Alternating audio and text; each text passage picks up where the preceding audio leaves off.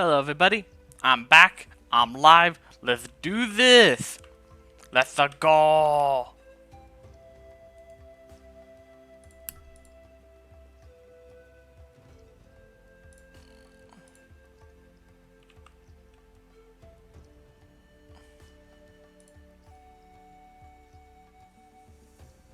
Hold on. I will be right back.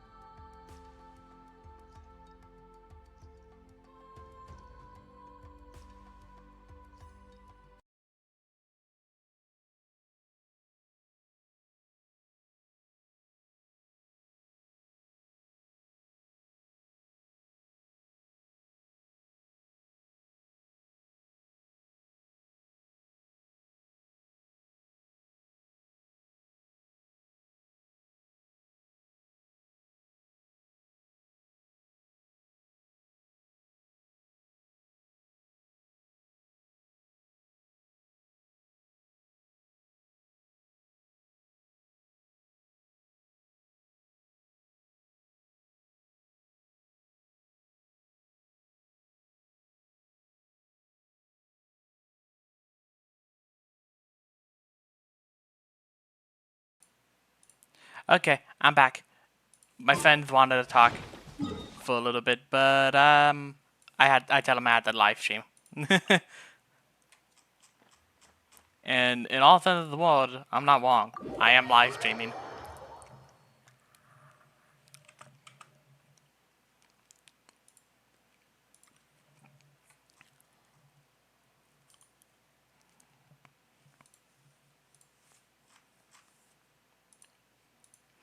But yeah, also in the Twitch channel, I edit the episodes and I got them actually numbered right. So yeah, I'm gonna be releasing this episode along with all the previous episodes here soon. Most likely later today, if not tomorrow, later tonight. But other than that, yeah, we're gonna finish up the story quest, get started on the other one, and then we're gonna do some of this. Because at this point, I can't get the other 10 Primo from the last one, which makes me sad. I'm gonna keep trying, but like, I can't get it. I don't know if I'm doing something wrong or if I'm messing up the order. I just don't know what I'm doing wrong. And it's kind of frustrating me.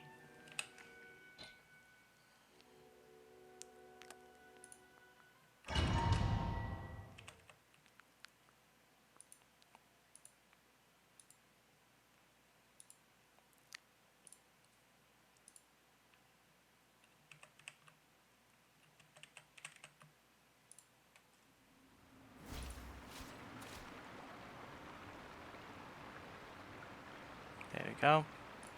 That was good.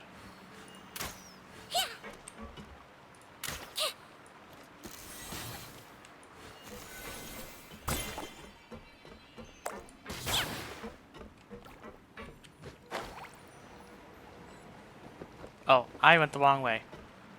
I am dumb. I already did this at a bit of the area, but I have to restart all of it now. How did they get in here? Captain, up ahead! Those look like our fugitives! So they found this place too? Don't let any of them escape!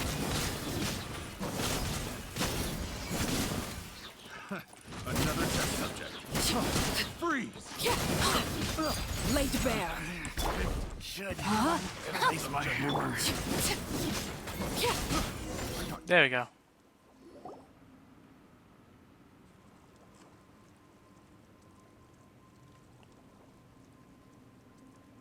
Captain, according to our list, many of the fugitives aren't accounted for.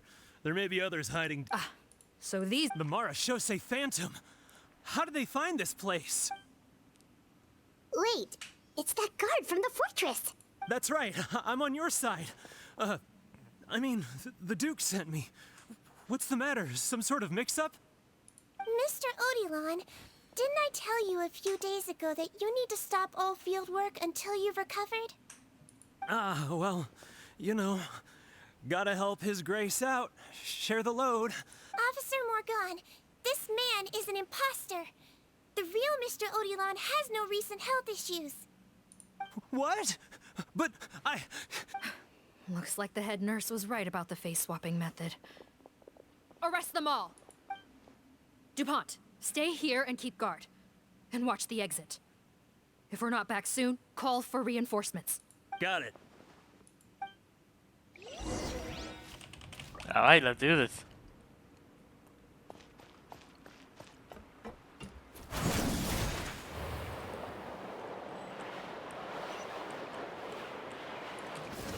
Oh yeah, almost fell for it again, but this time the floatiness, not floatiness, the hovering saved me.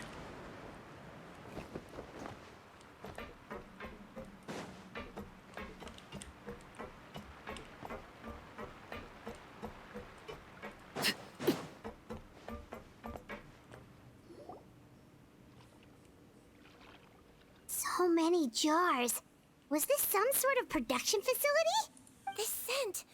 It's probably the ingredients used to make butterfly dew.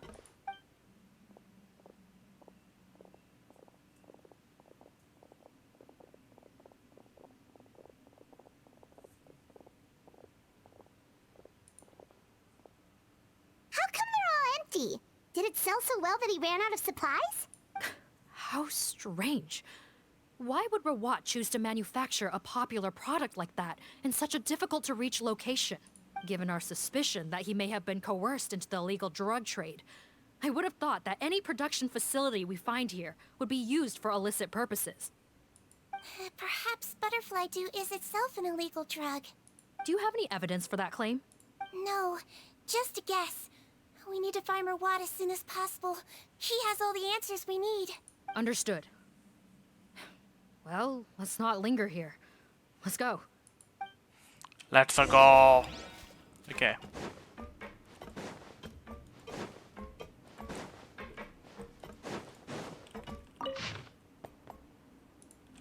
Ooh, research papers. I'm gonna look around, see if there's any chests.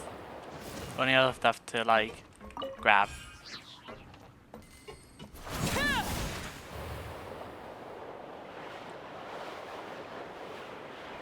Nope. Sad. Nothing. Okay.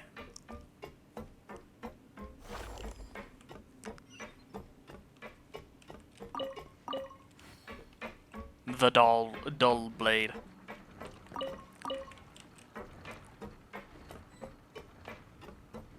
Doesn't look like we're gonna get this door open. Let's find another way around.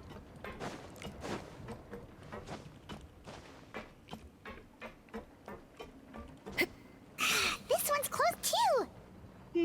What's with those carts and tracks? Oh, maybe it's one of those doors that opens when it senses cargo passing through. There's a loaded cart right over there. Let's bring it to the door and give it a try.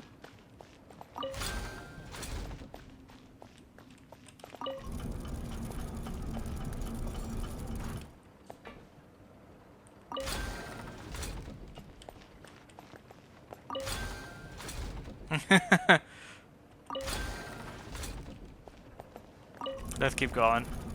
I love when I can mess around like that. It makes it more fun.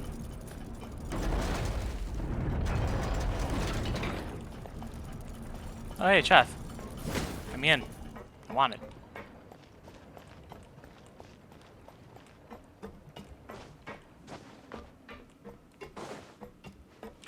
Of course. Rain outlines your fate. Know my sword. Fuck.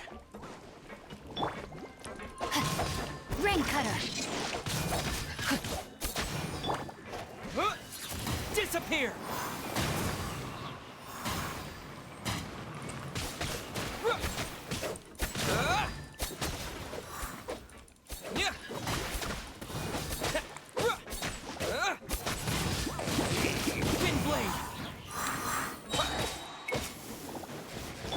Time to act.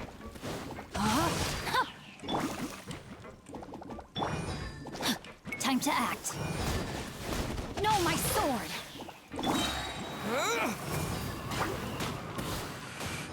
Messed that up again.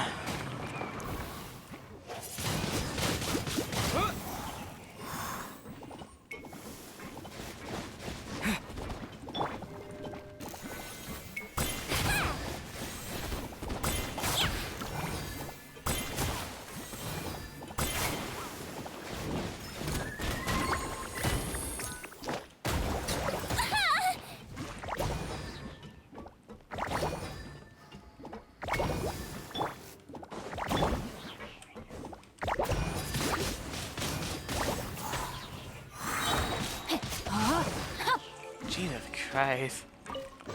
That was kind of frustrating. Okay.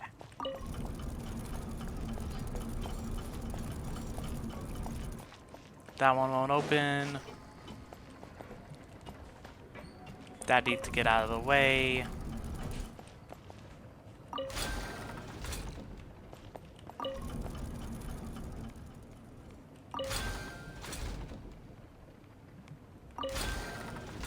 Hit the wrong one again. Dang it.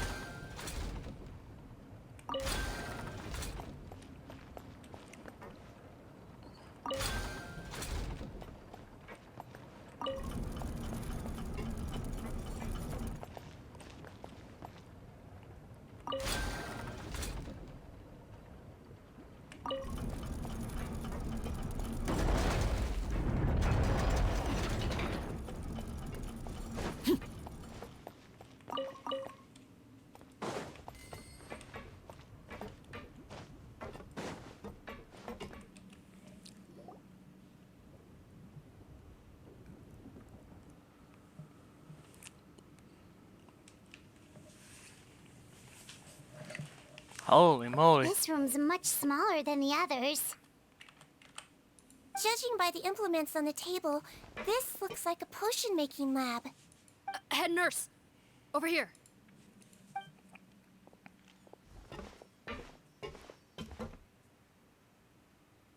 Let's see. Huh? Robot's clothes. Why would he change here? Perhaps they stripped him down, left the clothes behind, and disposed of him somewhere else? Yikes, Deedreen, where did that come from? Oh, what a tragic way to go. Especially with such a bright future ahead of him.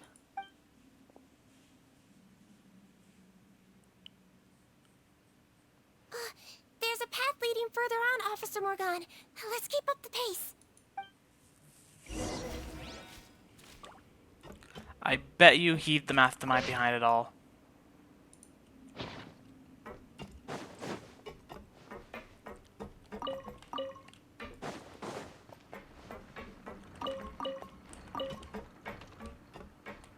I really wouldn't be surprised if he is the mastermind behind it all. There's the chest.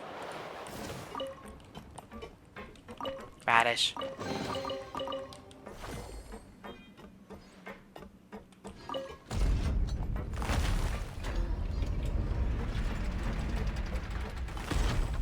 Jesus Christ, how much did they destroy? Or at least try to.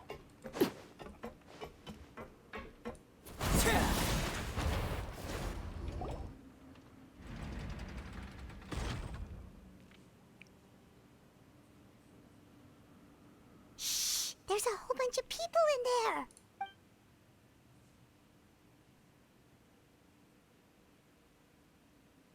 Are you serious? You're telling us that within a day, our faces are going to rot like yours? Fontanian physiology changed dramatically after that great flood, and it's not as compatible with this face-changing solution as before. The side effects are as you can see. Why didn't you say anything before we all used it? Look, my plan got you all out of prison, didn't it? You'd have much bigger problems to worry about right now if the Marshal Say Phantom found out about your other crimes. Consider an ugly mug getting off lightly. You're just lucky we didn't leave you in there after you disappeared on us with no warning. We only let it slide because we're former partners. And now you have the gall to pull a stunt like this? Partners? Make no mistake, each of us is only looking out for himself. If you place too much trust in others, well, I'm afraid that's your problem. You hid things from me too. Remember how you each had a spare potion? You kept quiet about it until we planned the prison break? Oh, and you didn't have a secret spare? Then do you want to explain how you melted your face off before all this? Guys, that's enough. Calm down. It is what it is. Arguing won't change anything. What's the plan, Parton? I'm assuming you brought us here for a reason? There is no plan. We followed him here on the promise of more juice. But it turns out there ain't a drop here. Besides, what does it matter now anyway? He already said, even if we did get our hands on more of that stuff, switching faces again solves nothing. They're still gonna melt off eventually. I said enough arguing! Parton, tell us the plan. The most practical solution is to continue using the potion. Keep switching to a new face before the ulcers can start forming. Are you kidding me? This stuff was hard enough to get a hold of even when we had a supply. Now you're asking us to use it like skin lotion after the flood all but wiped the supply out? Well, there is another option. But you'll have to make a deal with me first. Okay, now we're talking. What's the deal? I have a document I took from that researcher that details how to make a replacement. Just give me one bottle of the undiluted fluid, and I'll get to work. What's the problem? I thought you always kept reserves. Or do you really just have one spare bottle each? What do you think? That we were shipping them into the Fortress of Meripede by the basket load? Well then, say hello to never showing your marred faces in public again. Ugh, I've heard enough! Get him! Let's see if that document even exists! Freeze! Marshal say Phantom! What? Who let them in? Officer Morgan, before anything else, please find out Rawat's status. What? I don't see him. Hand over the hostage now, if you want any chance of avoiding an extension to your sentences.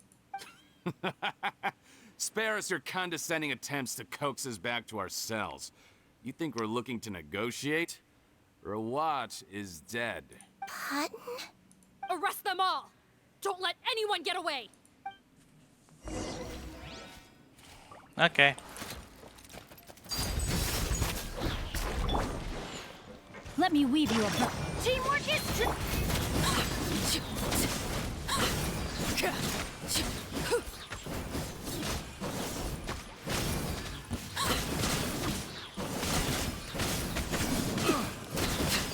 transfixed.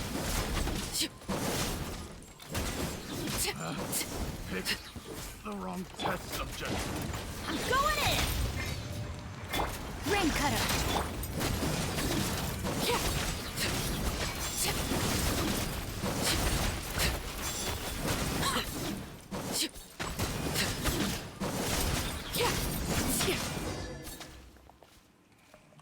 Wrecked. Huh. Gotta say, I never expected to see the head nurse in combat. Some patients respond better to a more aggressive treatment plan. Did we get everyone? Captain, we finished the head count. Potten's missing. Over there! The door's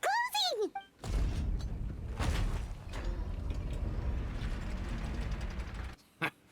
One group trying to arrest me, another trying to hunt me down. Good. I gotta kill two birds with one stone. How did he get up there? There must be a secret passage somewhere. Find it! Don't waste your energy. I already sealed it off. How naive. We have more people outside. If we're not back out by the agreed time, they'll come to our rescue. Well then, you'd better hope they get here in time.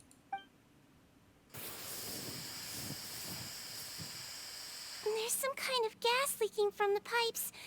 Be careful, it's poisonous. This is our distribution center, where we store the product derived from our source solution. We had to use special fire prevention methods to prevent contamination. The pipe network here was designed to emit a gas for firefighting. One little modification later, and it makes an efficient death trap. Why would you do this? Your partners are here too. Oh, please. If they can't supply what I need, they're of no further use to me. Besides, I can't have them exposing my potential whereabouts. He's a maniac! Come on, we gotta find a way to open that door! Go ahead, struggle in vain. Once the last of you croaks, no one will ever find me again. So long! Are you sure you're ready to leave, Potton? You haven't changed your dressing today. You can't cure my face, just give up. And what if I could? Nice try. You're just trying to stall me. Don't you worry about me. I'll find a way to cure my face once I get out of here. Oh, I doubt it. After all, Fontanians can no longer dissolve in primordial seawater. What the...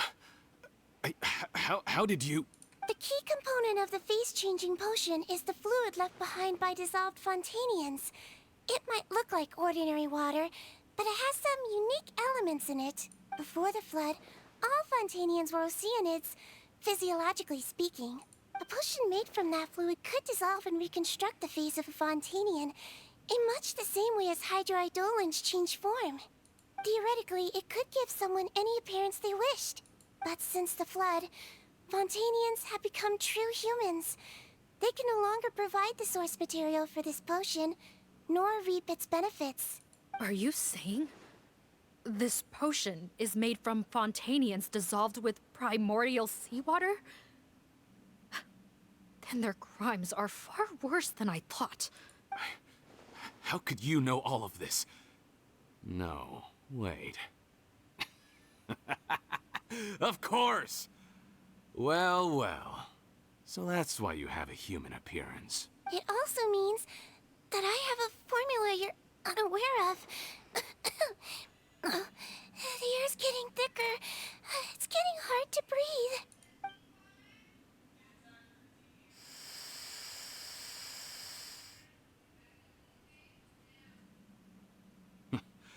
I might get to make a deal today after all. Alright, keep talking. How do you intend to give me the formula? Oh, it's not a formula, but a finished product. I have a bottle of it right here. What? When I tried Rawat's skincare product, I noticed it had a certain special component in it. So I had my friends gather some other ingredients for me, and sure enough, a little experimenting later, I'd produced the potion. I'm guessing his skincare lotion contains the fruits of your joint research? Huh. Impressive guesswork. Yeah, we were his supplier for some of the raw ingredients. But it only contains a tiny amount of the active ingredient. The effect is minuscule compared to the undiluted fluid. Well, I found a way to reverse the dilution process, giving the skincare lotion a similar effect to the fluid it is derived from. That's impossible. If I tell you some of the ingredients, I think you can figure it out. First, you need to combine tainted hydrophantasm tissue with transoceanic pearls at a ratio of around 3 to 7. Tainted hydrophantasms and transoceanic pearls. I see. Can't believe I never thought of that. So, can we make a deal? Sounds good to me. There's a delivery pipeline beneath this window. Drop the potion in, and I'll release you all. Nope, not trusting you that easily. You're like those naughty kids who try to hide their illness. Open the sluice gate first, then I'll hand you the potion. Even if you're not bluffing, your potion won't cure my face permanently. You really think you have any leverage here? I'm not closing the valve this time. Clock's ticking. Fine, then I'll just stand here with the potion in my hand. And when I faint from the poison, I'll drop it and it'll be destroyed. No.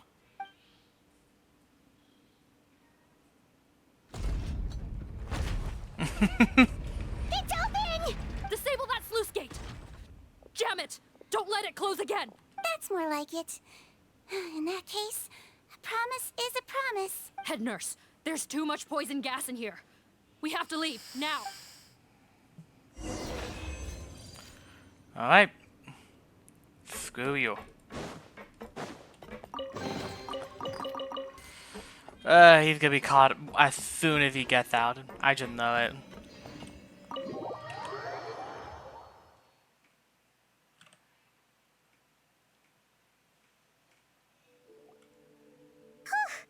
That was too close. That button is a real nasty piece of work. Oh, don't be too quick to sit down. Moving around a little will help relieve the soreness. Same goes for you, Traveler. Oh, but Paimon, you should be fine, right? Flying fast is pretty tiring too, actually. Anyway, that's not important right now. Paimon's still shocked to learn that there's a whole criminal operation going on behind that skincare lotion. Shame I ended up giving the improved version to Potten after finally making it for you. I'll make you some more, I promise. No, please don't. Paimon doesn't want to use that stuff anymore. Still, it was a pretty good job that Paimon wanted to buy some in the first place, huh? It ended up saving everyone's lives. That's gotta count for something. Yeah, Paimon was just kidding. Head nurse, I've done a final head count of our team and the criminals. Everyone's here and doing fine. We're ready to escort the fugitives back to the fortress of Meripede. It's a shame that we didn't find Rawat. At this point, I'm afraid he's probably deceased. What a horrible bunch. Especially that Patton guy. If he hadn't made good on that deal, we'd all be dead because of him. No, we wouldn't. I always keep a whole bunch of antidotes on me for emergencies, and one of them neutralizes that poison gas. We'd have been fine, even if you hadn't opened the gate. What? Then why did you give him the potion? If this is true, I must concur. Sorry to be blunt, but I think you made a bad decision by handing him that bottle. If he changes his appearance and flees Fontaine, it's unlikely that we'll ever find him. No matter how cooperative his accomplices are when we question them. No, you don't understand. I gave him the potion precisely so we could be sure where he'll go next. What do you mean? We gotta hurry. She won't last much longer. Oh, smart. Oh, god dang, I missed this one. I will pick it up later.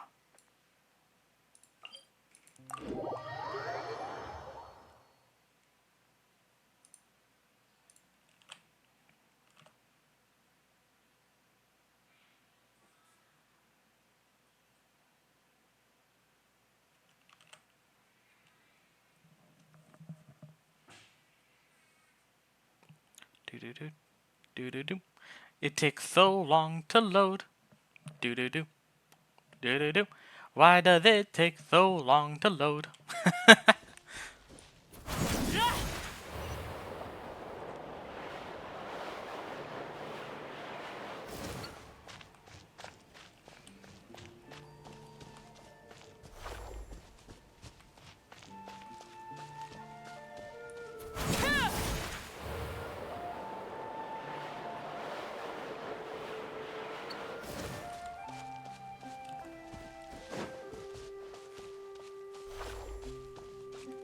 There he is. Don't move a muscle. I might be short, but I pack a mean punch. Captain, you're just in time. While I was lying in wait, I spotted this crook snooping around, trying to find a way in. So I detained him. Whoa. His face. Are you... Potton? So this is where you were heading, huh? What? This is how Potton looked before his face was marred. His current appearance matches the mugshot on his arrest warrant. I see. Wait, so what's going on? Wasn't the whole point of the potion to disguise himself and escape Fontaine? Why would he change back to his original face and run right into our trap? Enough of this nonsense. Let me in. You better pipe down. There's an old lady in there who's very sick. No way are we letting a crook like you inside. To heck with it. Listen to me. I'm Rawat. That's my mother in there. He's gotta be lying, right? Rawat was a victim in all this. He was forced into it against his will. How can he and this monster be the same person? Forced against his will. That's the funniest thing I've heard all day. Back when I was being coerced, everyone thought I was colluding of my own free will. And then when I actually became a criminal in my own right, you all suddenly thought I must be under duress. Amazing what a difference a handsome face makes. Save us the speech. Explain yourself. You want an explanation? Fine. I'll tell it how it is. When I was just Potton, the whole world treated me with contempt. Ew. What do you want? Get away from me. Women despise me. Collaborate? You don't look like much of a researcher to me. My peers scorned me. Mr. Potton, was it? I'm most interested in your research. Consider my offer carefully. I doubt you'll find other investment opportunities. Only villains would work with me. You want out of the game? Forget about it. Turns out, I slipped up a little. Left your picture with some Marechaussee Phantom officers. Easy mistake to make. Now they've listed you as an accomplice and drawn up an arrest warrant. So I suggest you put any thoughts of running away to rest. If you get caught by the guards for being in the synth business, you ain't ever seeing the light of day again. There was no way out for me until I could stop being Potton. Mr. Rawat, I have something I'd like to tell you. I became popular with women. This new potion you developed is fascinating. Genius, in fact. Would you consider working with me? I'd be happy to sign a licensing agreement. My peers looked up to me. Okay, I'm very interested in your research, sir. You must no doubt have offers from countless investors. So far be it from me to ask for a full collaboration, per se. I merely wanted to express my interest. No pressure at all. And the villains even began to fear me. Becoming Rawat showed me what a superficial world we live in. But I did not hold a grudge. After all, this superficiality could be made to work in my favor. Or so I thought. But alas, the world seemed bent on finding a reason to make me despise it. Mother, I'm back. How are you doing? Who are you? I bought the best medicine Mora could buy, but nothing would cure her illness. In the end, I hoped she'd at least be able to see her son one last time before she passed, but when everyone else rejected me, the only person who cared about me was my mother. Then, when I became a rising star in the Fontaine Research Institute, I was unrecognizable to her. I have to let her see me again. Even if it means donning my own wretched, ugly face. Well, is that enough explaining for you? Now do you understand? Let me inside already! Have you ever considered if you'll even be able to look your mother in the eyes? After what you've done, you found a way to completely change your identity. You could easily have escaped from them. But no, you chose to keep working with them. Why would I want to give up on such a lucrative business? The profits were dozens of times that of the synth business, and it was all above board. So you kept being a villain just for the money? Villain? By what standard? Is doing evil deeds really what makes someone a villain in your eyes? Or does it all come down to the way they look? None of you saw a villain when I was wearing my other face, did you? You have no right to judge me. You're all just fake people living in a hypocritical world. I regret nothing. My mother would understand. You're a villain to the core, but especially that tongue. Honestly, I don't see a villain when I look at your current face either. Don't humor me. You don't seem surprised by my confession in the least. How long have you known the truth? I didn't know anything for sure until you chose to take that potion bottle and spare our lives. But if you're asking when I started suspecting you, it was the first time you came to see me at the infirmary. I had to confirm my suspicions. That's why I chose to join this investigation. Are you kidding me? A young, promising researcher and a wretched criminal? What on earth gave you the idea that they could be one and the same person? Well, there were no visual clues. This potion's face-changing effects are very powerful. Even as a Melazine, I couldn't see through the disguise. But I believe I understand humanity a little better than most of my kind. Humans have certain fundamental qualities that do not change with their appearance. Fundamental qualities, huh? So you think you're the one who's seen through me, do you? Most people probably don't know this, but I think I can guess what your deal is. Melazine constitutions are very close to that of water, so it stands to reason that the potion should work on them too. You used it yourself, didn't you? That's why you have a human appearance. Cedrine? Yes, you're right. I'll bet it was back in the days when Melazines were discriminated against because of their appearance. It was either carry on living in the gutters as part of an alien race cast out by humanity, or become the head nurse of the fortress of Meripede, revered by all. Not a hard choice to make. It's a no-brainer. So you see, you and I were the same. And I'm the one who saw through you! That's not important right now. You came here to see your mother, didn't you? Well, I can grant you your wish. Huh? Head nurse, I'm not sure that's a good idea in his current state. Don't worry. Back in the warehouse when I traded the potion for our lives, I was doing it to test him. He was willing to risk sacrificing his only chance of escaping capture by opening the gate in exchange for the potion. Also, he could see his mother again. If nothing else, his concern for his mother is genuine. I see. So before you arrest him, please allow him to see his mother one last time. The Traveler and I will accompany him. You have nothing to worry about. All right. I understand. Nope. Okay.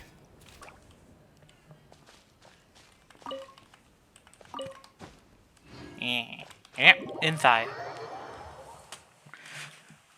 I need to lay down. My back is killing me. Mom? It's me, Potton, your son. You recognize me now, don't you? Mom, what's wrong? I'm sorry, but I have some bad news. I examined your mother last time we were here, and it appears that due to her prolonged fever, she's lost her eyesight. What? Your appearance no longer has any bearing on her ability to recognize you. But there are always other ways to remind our loved ones who we are. Wouldn't you say? Hold on.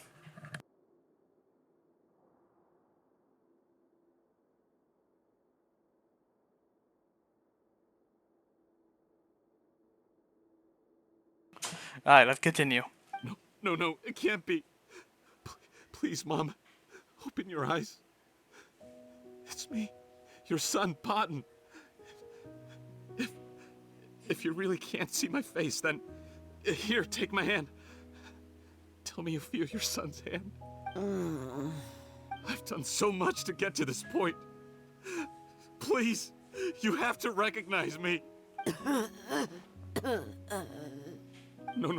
No.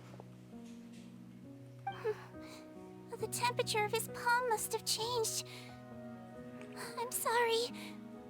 It seems I couldn't bring him back to you after all. It's you. Thank you. Of course. Mom, why will you answer her and not me? Why? No more questions, Potton. She's gone. Mom? I'm sorry to say this, Potton, but you and I are not the same.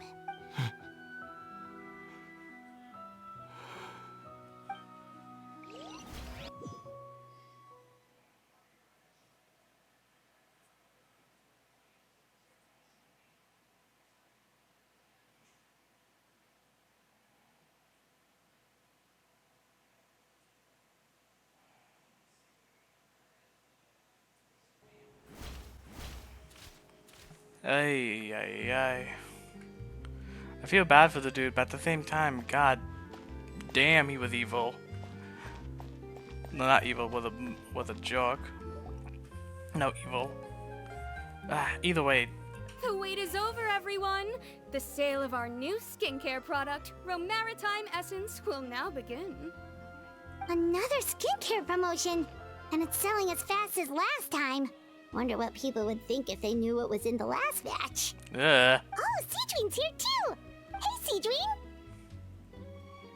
Oh, Traveler, Paimon, hello! I hope you two got a good rest yesterday after all your hard work.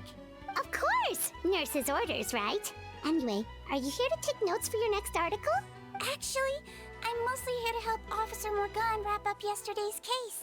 Ah, that reminds Paimon. That stuff sold like crazy, didn't it? Is it gonna cause huge problems? Nope, there's nothing to worry about. Unless modified, Butterfly Dew is an excellent skincare product that's completely safe to use. Besides, officers have already retrieved all Butterfly Dew purchased on the market. Now it's just a matter of disposal. After consulting Monsieur Nervulette, I came up with a way to neutralize any harmful effects. so it'll evaporate naturally without polluting water or soil. Wow, it's Siegewing to the rescue again! Thank you for serving as our consultant, head nurse. All the butterfly dew we recovered has been disposed of, according to your instructions. Great! Good job, everyone! Also, you mentioned you wanted a copy of Rawat's interrogation records. Well, technically, Potten's records. Anyway, I have them with me. Here. After he saw his mother for the last time, it was like all his mental defenses came crashing down. He put up no resistance during the interrogation, and answered all our questions. We learned a lot. Apparently, the formula was something he discovered by chance while helping the criminal gang produce synth. Later, he came up with the idea to dilute it and use the resulting substance as a skincare product. Their supplier was Vache, but you could also argue that they were the ones doing him a favor. His operation helped Vache's gang dispose of an enormous amount of evidence. It made for a seamless collaboration. One man's trash was another man's treasure, and there were no loose ends. It's no wonder we never noticed what Potten's gang was up to. Vache again, huh? Is there still no end to the harm he caused? Make no mistake. The crimes of Vache and his accomplices will come to an end. It's only a matter of time. Since the flood cut off their supply of primordial seawater, they've been forced to resort to riskier methods, like using their private reserve to attack people on the street. Naturally, those attempts all ended in failure. After receiving numerous reports, we were able to zero in on the gang and eventually round them up. That sounds more like it. Based on what he told us in his confession, we pretty much had him backed into a corner, even though he made a point of distancing himself from the gang while disguised as Rawat. He tried to throw us off his tail by reporting his accomplices, giving him enough time to transform back into Potten and see his mother one last time. But there was one thing he hadn't anticipated. Even though Potten had been missing for a long time, we were very much still on the lookout for him. So the moment he appeared in public after changing back to his original appearance, we caught him.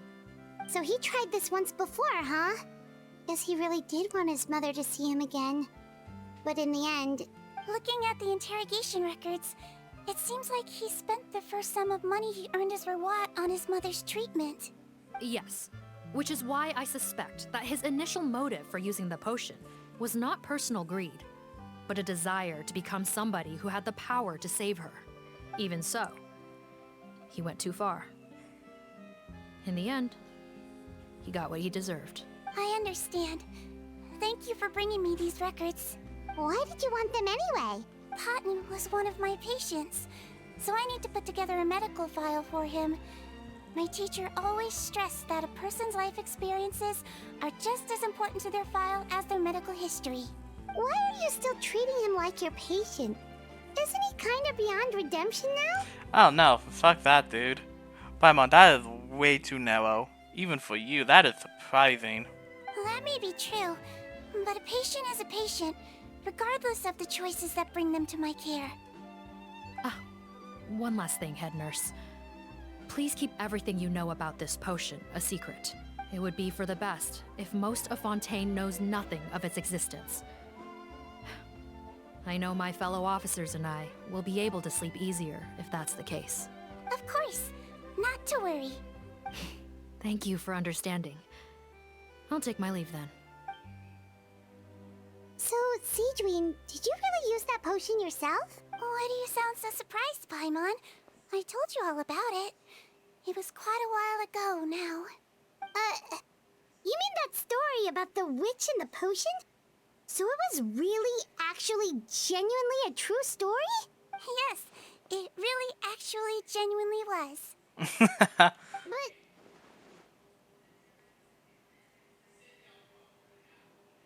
I know. There are some secrets I can't tell anyone about. But considering everything we've been through together, I know I can trust you with them. Before I tell you, though, could you follow me somewhere? I want to pay my respects to an old friend. Of course. Ah, that's where we're gonna go. to old friend. Stocks are running low, so purchase soon to avoid disappointment. Okay, that's just a little copy and paste. Wait, that her again? Nope, that's someone else. Okay, so yep.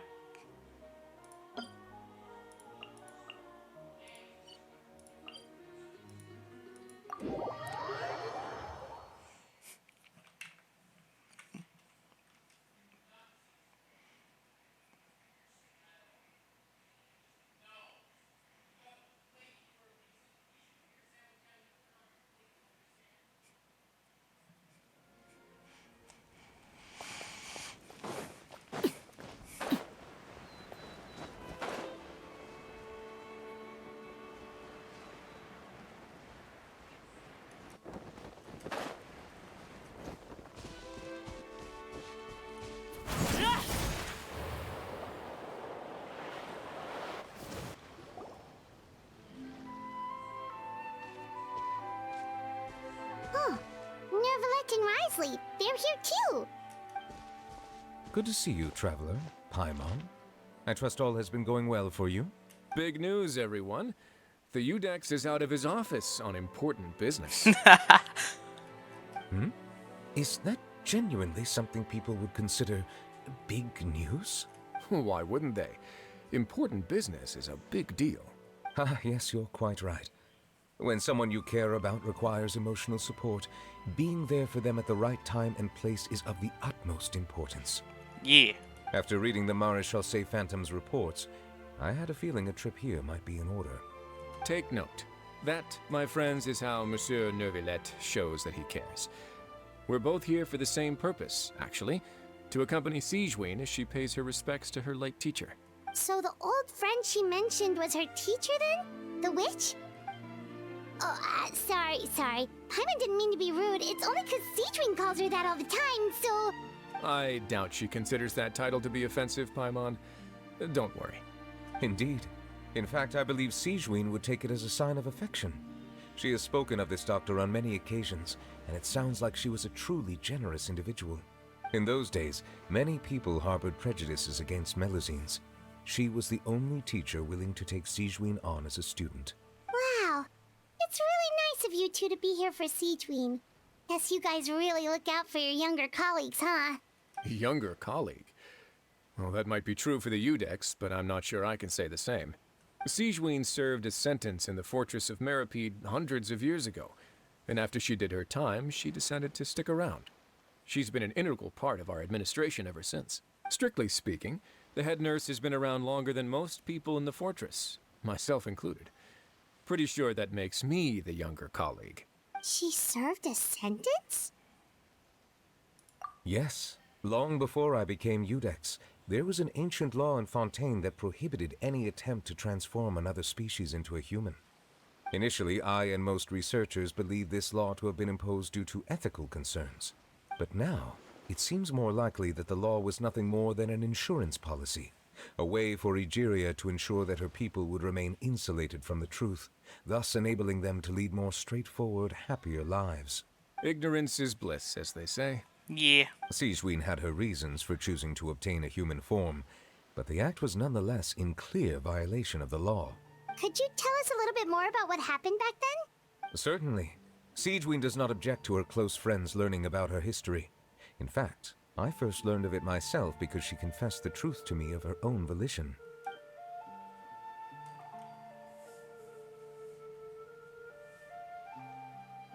Even with their daughter so ill, they kicked you out? Stubborn as always. And prejudice isn't a disease I can cure either. Shame that I don't have the energy to get over there. You're laughable, you old witch. You want to save everyone in Fontaine, but you can't even save the patient before you. Master, what are you... I discovered a strange disease. One I suspect that every Fontainian suffers from. But without witnesses or proof, no one will believe me. I had no choice but to experiment on myself to find a cure, but I hit a wall. And as you can see, it took a wretched toll on me. Then I'll find a cure for you, and then you can go cure her. There's no need. I am beyond saving now. There's nothing you can do. But, Master... As I said before, a doctor's duty is to treat whatever ailments they can. I know, but they don't trust me at all. That girl. She's your first ever patient, isn't she? Tell me, what cost are you willing to bear to see her cured?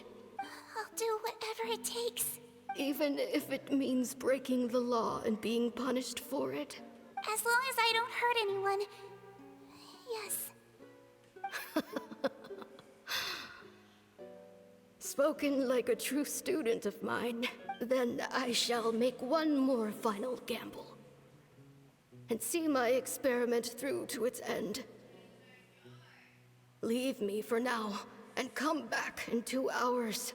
If I am able to work this miracle, then I will have found a way to save all Fontanians, and I shall be able to help you treat that girl. If not, then it means there is one more disease in this world that I cannot treat. In that case, do not come looking for me. I will leave you a parting gift. An accidental discovery happened upon through my study of this strange disease. It has little use, but it will at least help you cure this one patient you can reach. When Sigewinne returned, the miracle had not occurred. She found a potion bottle and a note on the table. After using the potion as instructed, she gained her current form, breaking Fontaine's law in the process. And after I had confirmed the veracity of the events, I gave my verdict. So that's what happened. I fear Sigewinne only understood the full story after the truth about the dissolution of Fontanians was uncovered. When I reflected on all this with that knowledge in hand, I felt a deep sense of regret. As I use the law to uphold justice, there are times when I cannot help but acknowledge its ruthlessness. After the final details of the events surrounding Sigewinne's transformation came to light, I checked several sources and, thankfully, the legal code does not require Sigewinne to shoulder any additional punishment. Wonder how she feels about all this. Since she invited you here, I imagine she intends to speak of these matters with you, no? My god. Damn. That teacher. Ooh, the teacher. I like the teacher. Hardcore, man. On behalf of the Maréchaussée Phantom, I would like to once again thank the Fortress of Meripede for your assistance in the response to yesterday's prison break.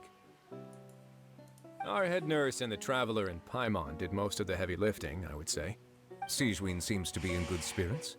I trust work hasn't been too hard on her lately? Well, she might be the only permanent medical staff in the fortress, but there's plenty of people with medical knowledge willing to help her out. I am most relieved to hear it. The way you're asking after her well-being makes you sound like a concerned parent. Well, I won't lie. I've always seen myself that way. Showing your age a bit there, don't you think? Indeed. Actually, I often forget just how much older I am than you.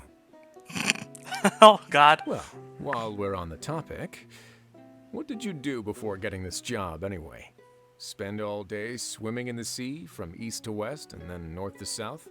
Yes, and, from the surface to the ocean floor on occasion. Wow. Impressive. Apologies, that was merely an attempt at humor. You can disregard what I said. That's impossible, I'm afraid. My imagination's already running wild. No, that's hilarious. I like that.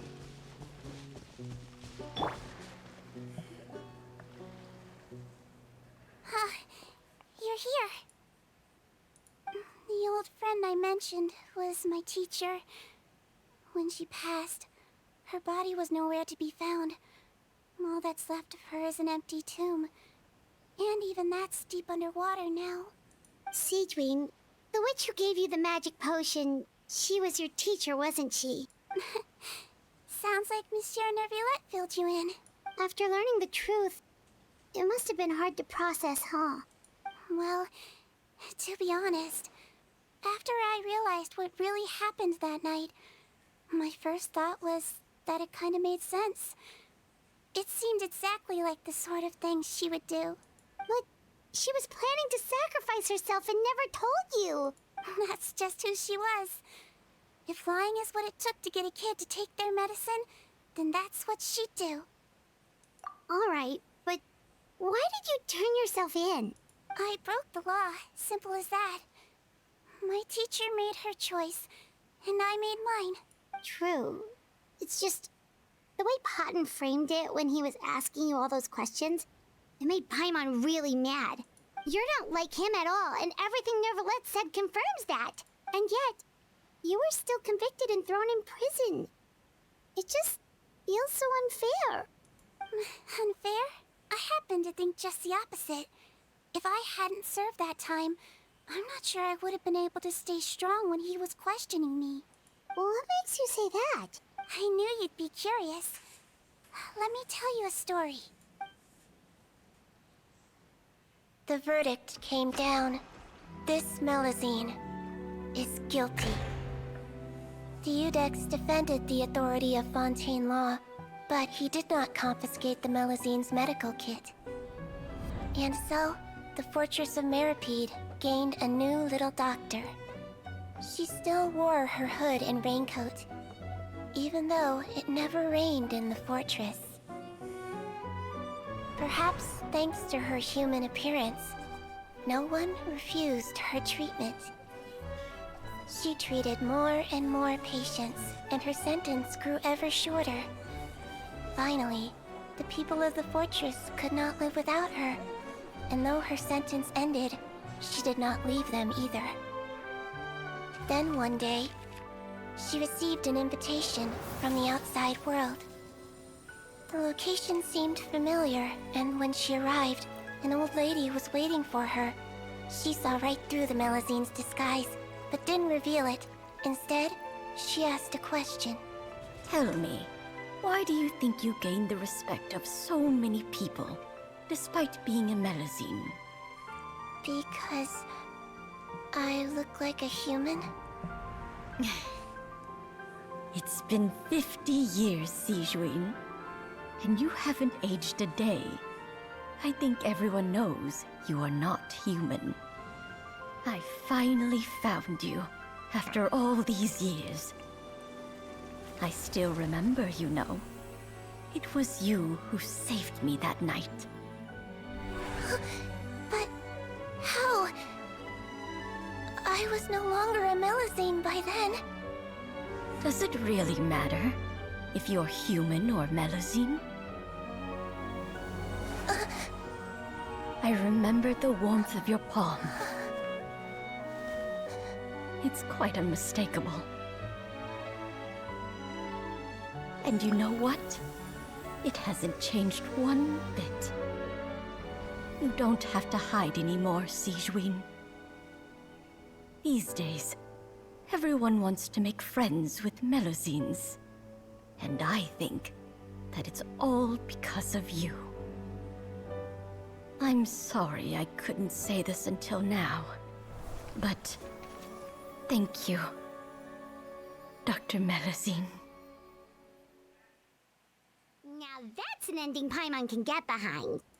After hearing everything Potton said, I wanted to tell him that it didn't matter who he looked like on the outside. But it was too late. The warmth in his palm had already disappeared. I tried to treat him, but the roots of his problem had nothing to do with his face. I understand. Thanks, you two. I appreciate you being here for me while I talk this through. Oh, it's nothing. Our pleasure. Oh, there's one more reason I invited you here. It's about time I finally give you what I promised. In order to restore the appearances of the face-swapping victims, The Marechaussee Phantom gave me special permission to make a few bottles of that potion. And I made one extra just for you two. We don't need it though. Shouldn't we destroy it? Well, even if you chose to destroy it, I still thought I should give it to you first. You two did so much for me. How could I break my promise? Well, fair enough, but anyway, Paimon's definitely not interested in this stuff anymore. Still, if this is the very last bottle in all of Tevat, getting rid of it would feel like kind of a waste. Maybe we can give it a special meaning somehow. Ooh, Paimon's got it! Melusine physiology wasn't affected by the Great Flood, right? So that means the potion should have a permanent effect on you. In that case, what do you say, Seedween? Ever thought about transforming back to the way you used to look? After all, from a Melusine point of view, Paimon bets Melusines look the cutest of all. Paimon, dude. Paimon, after everything, do you really think it matters whether I'm Melusine or a human? Well... Papa in the head. What was Paimon thinking? You made up your mind a long time ago. Yeah, let's just destroy this thing. Leave it to me.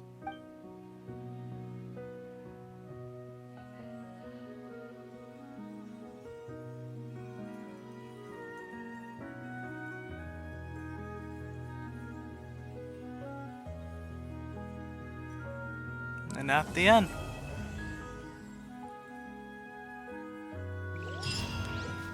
That was fun.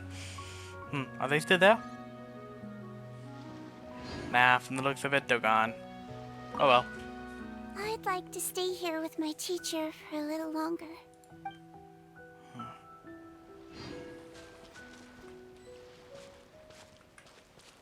Alright. That was fun. Next is Emily. Claim. I need to start doing these. These all have like Primo Gems just waiting for me.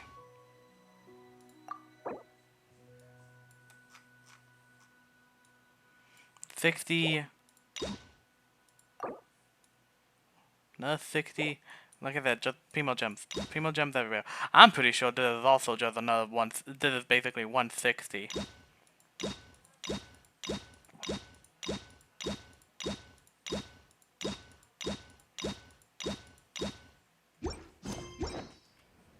Okay.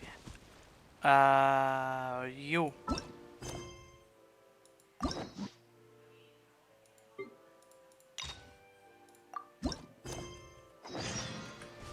Okay.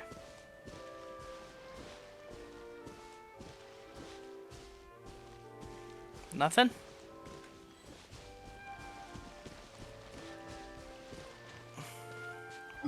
Okay, nothing.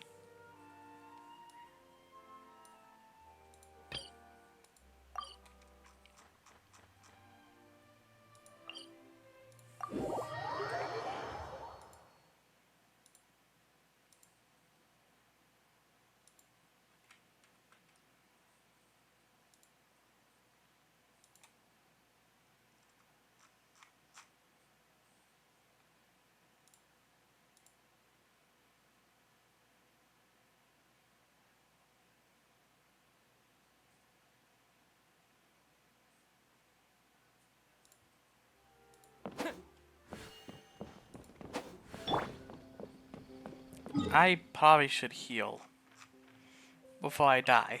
Before, no, not before I die, before, Oi. My Olokino dies.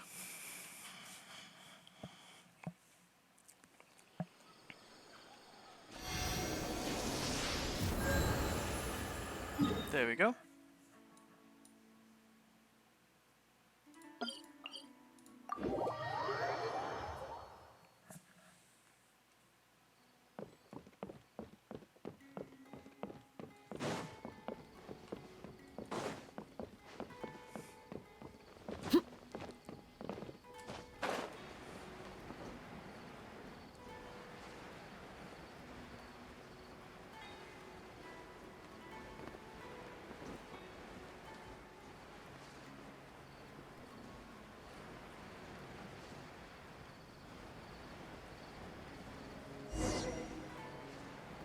Hello, Tainari. I thought I told him to spray it with water to retain moisture before applying the film. You can't treat a glaze lily like a cactus. If Sanjay does this again, the loss will have to come out of his food expenses. I'll go talk to him. At this rate, he won't even be able to afford eating cacti for much longer. Uh-oh. Uh-oh, someone's being dumb. Oh, it's you two. It's been a while. What brings you to Port Ormos? We didn't have anything to do, and this place looked pretty lively, so we decided to stop by. But, what's with all the flowers around here? Well, Port Ormos is currently organizing a flower exhibition featuring flowers and plants from all over Teyvat, so I came to help out. The exhibition includes flowers from every corner of the world, each with their own unique properties and needs. With that in mind, the curator commissioned a flower pot from Kasharawar capable of retaining heat and moisture. Even so, an expert is still required to develop tailored transportation and care plans for each type of flower. Oh, and that expert is you, right? Not this time, no. I'm just here to help out. The expert in charge is someone else. Mr. Tainari! Sanjay! He confused the poisonous bulbs with garlic shoots, and he ate them! Uh-oh. Never mind. Forget about what I said about the food expenses. Apologies, Traveler, Paimon. Looks like I've got something to take care of. I'll be... But, oh shit. He's busy no matter where he is, huh? Hold on, I want to hear that annoyed sound. Apologies, Traveler, Paimon.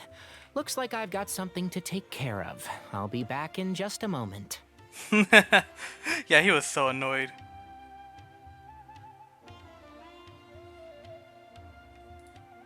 Yeah, seems like it. Some people just need supervision. Well, looks like Tainari might be busy for a while. Let's take a look around the port in the meantime.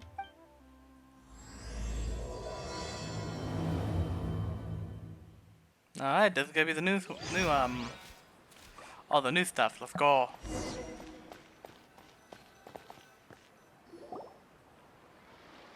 Wow, look at these flowers!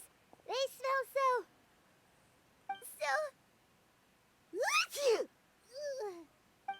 Huh? Emily, hi.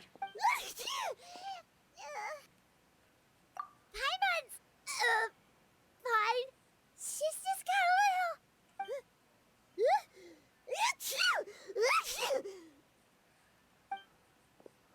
Rainbow roses, glaze lilies, and Cecilia's? No wonder. It's getting worse. Why?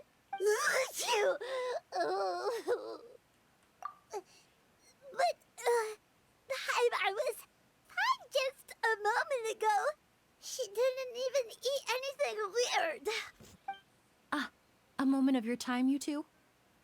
If it's not too much trouble, perhaps you could try this incense.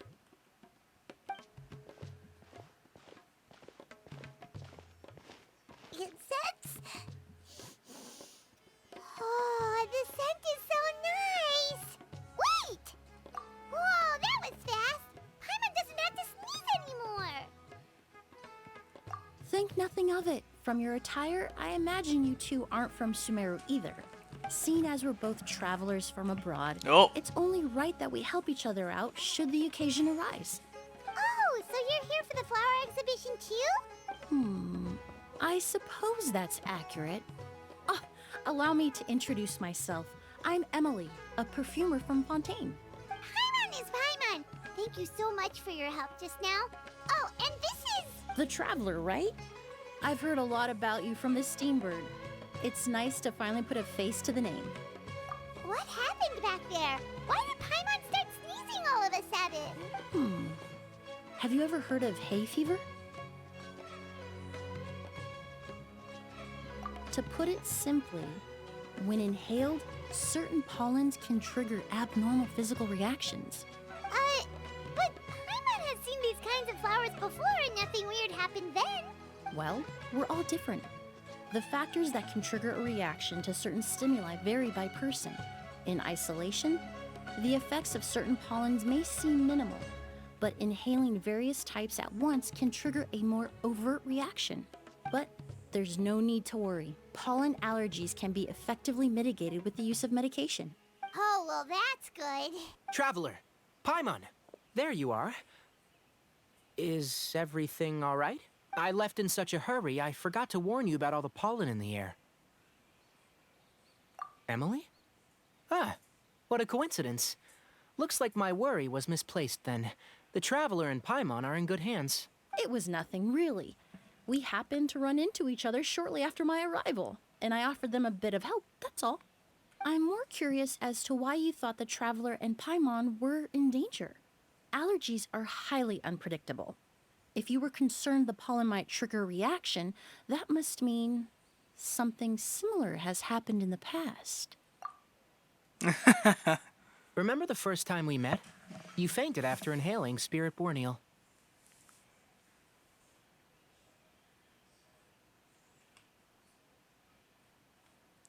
The Spirit Borneal didn't affect Paimon at all, and now she's the one suffering. It makes no sense.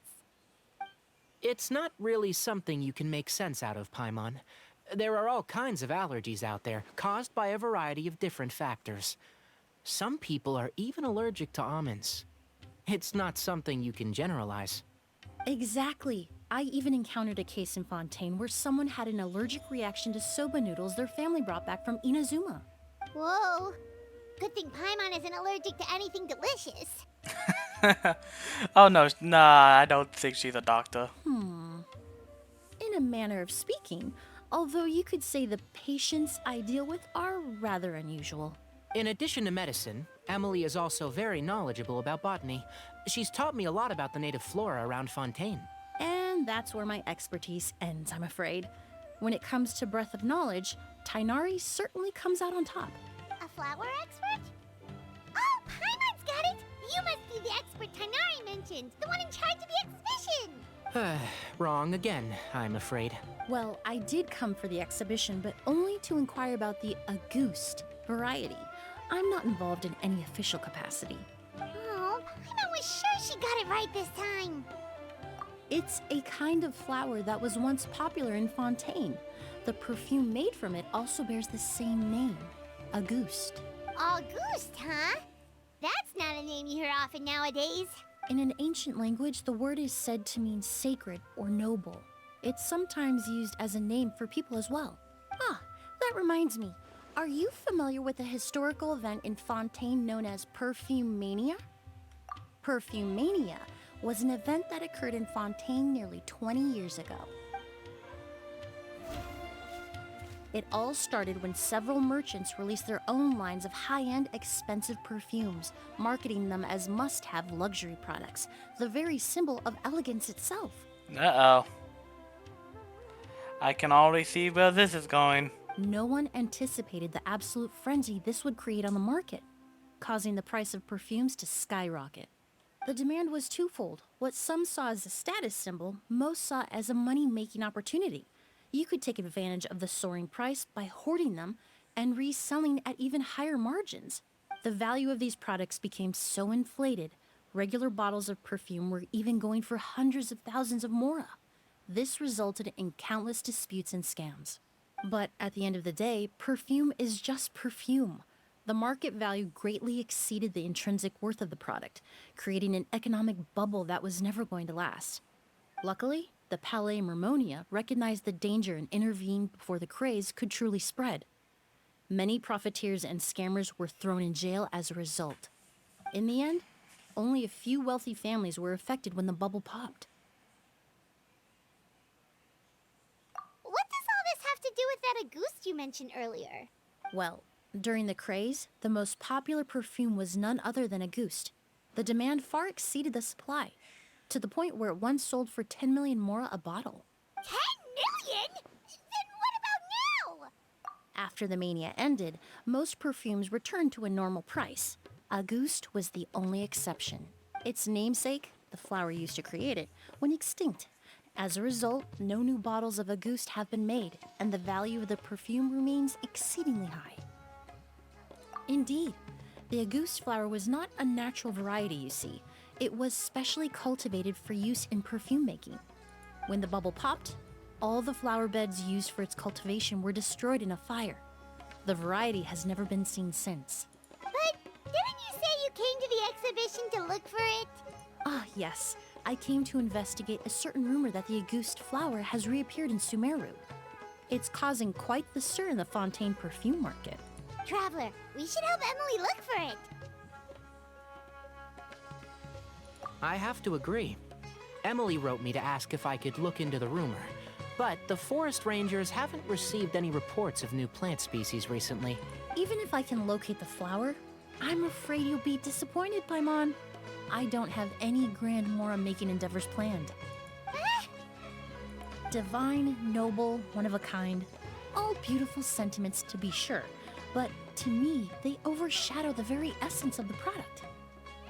When it comes to perfume, I want people to forget the price and the prestige and focus on the beauty of the fragrance itself. Wow, so noble! Of course, there's also a more practical reason. In recent years, low-grade counterfeit versions of Auguste have been popping up on the Fontaine perfume market. Every so often, someone will claim to have recreated the unique scent of Auguste, and the rumor mill will start comparing the counterfeits to my own work. Okay, that's more like the reason Paimon had in mind. Ever since that rumor started, 3 new perfumes claiming to be made from the Auguste flower have appeared on the market.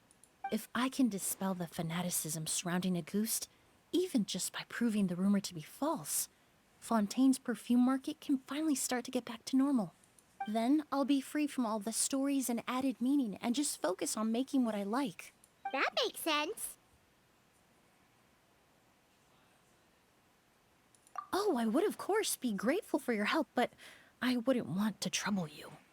Nah, for the most part, we are already wrapped into it, so we're gonna see this through to the end. Well, you said it yourself. We're both travelers from abroad, so it's only right that we help each other out. There it is. That's how we get wrapped into it. I suppose you're right. Then you have my thanks.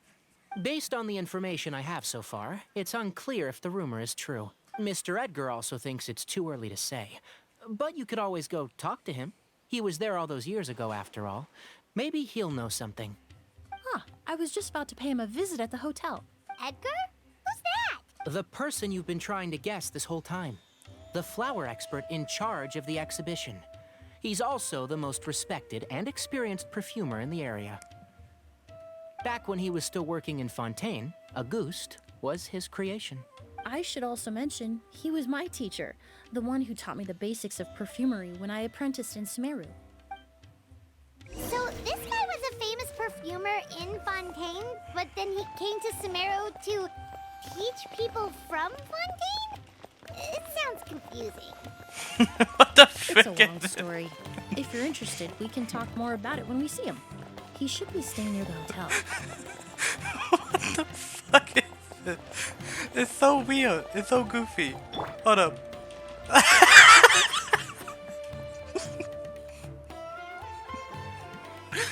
What the fuck? That's hilarious. Hold on. I think I have to stand up for this. Hold up. Oh my god, look how serious he is. Why? It's even worse on fucking him. He's so serious. Oh my god. And he's just even more goofy. They're all goofy. That is hilarious.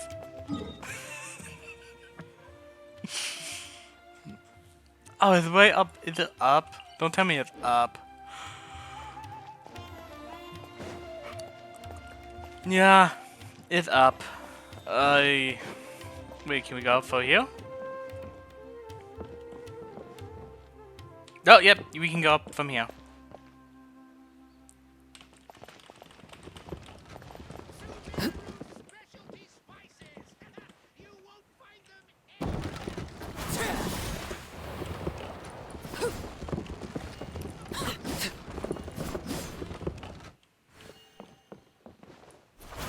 Oh, nope. Not gonna fall. Oh, look at all the Apparently, the exhibitor paid a large sum to rent out the hotel and surrounding buildings. They're being used as temporary storage facilities and lodging for exhibition personnel. Yeah, what if guests come early? They won't have anywhere to stay. Also, renting out this big of a hotel, how are they gonna make that Mora back?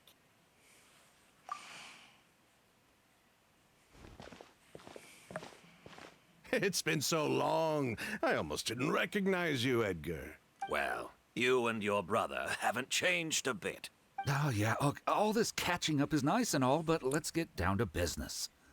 We need to talk about Kyria. Is he... Hold on, we have guests. It's nice to see you again, Master. Emily? Is that you? Oh, it's been years. Look at you. You're all grown up. I've heard you've become quite the famous perfumer in Fontaine. It would seem the student has surpassed the master. Oh, well, it's all thanks to your mentorship. Ah, hardly. I taught you the basics. Hearing you call me master, well, I'm not sure I'm deserving of that title.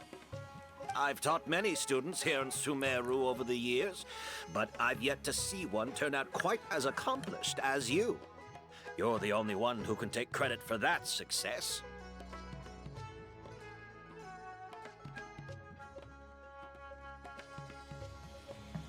And who are these two? I don't recall you mentioning them in your letter. Ah, they're my new friends, the Traveler and Paimon. Emily's friends. Well then, the pleasure is all mine. And these two gentlemen? Are they friends of yours, Master? Of course! We're perfume merchants from Fontaine. I'm Oud, and this here is my younger brother, Blaze. Edgar and the two of us are old friends. Isn't that right, gentlemen? Yes. No. Merchant brothers? You must be here to look for the August flower then. Huh? Well, what respectable perfume merchant hasn't heard of Auguste? Anyone in the business would be interested in the rumors. I'm guessing you're here for the same reason, Emily. We were just about to get into it, so you three might as well join in. I commissioned a few eremites to do some scouting for me. They searched all over Sumeru, but there were no sightings of the Auguste flower. That being said, there are people in Port Ormos who claim to have smelled a unique fragrance on the streets. Definitely floral, but still distinct. Some of them were merchants who lived in Fontaine 20 years ago. According to them, the fragrance smelled exactly like the Auguste they remember from back then. A one-of-a-kind, divine, and noble scent.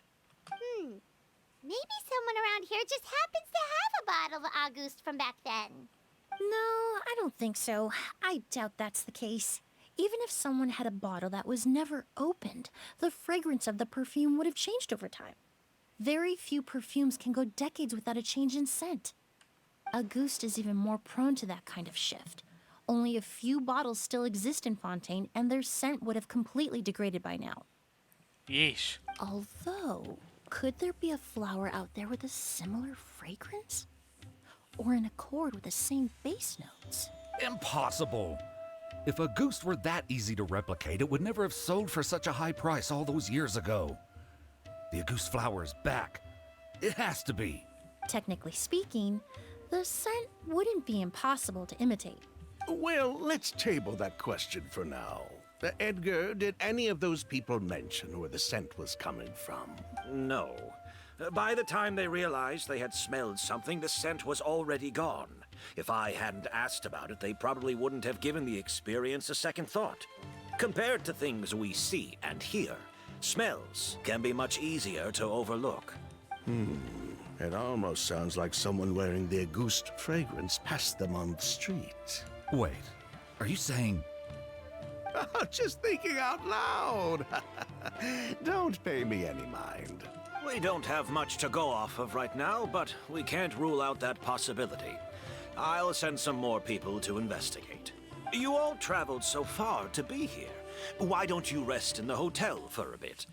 Ood, Blaze, this is the key to your room.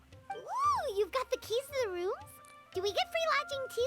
Ah, my apologies. All the rooms in the hotel are accounted for, I'm afraid. Most are being used for storage ahead of the exhibition, you see. I managed to tidy up one of the rooms for these two at the last minute, but by the time Emily wrote to me, there was no more space left for her to stay. Oh, and we just showed up out of the blue. Guess that means there's definitely no space for us. I should have been more considerate. Here I am with an entire hotel at my disposal and no place to offer you to stay, even after you made the trip all the way to Sumeru. Don't worry, Master. I can sleep on the boat tonight. Or I could even camp in the wild. It would give me the opportunity to collect some plant specimens while I'm here in Sumeru. Ah, even better. Although, would it be possible for me to leave some of my luggage here? It would be rather cumbersome to take it camping. It shouldn't take up too much space. Well, about that.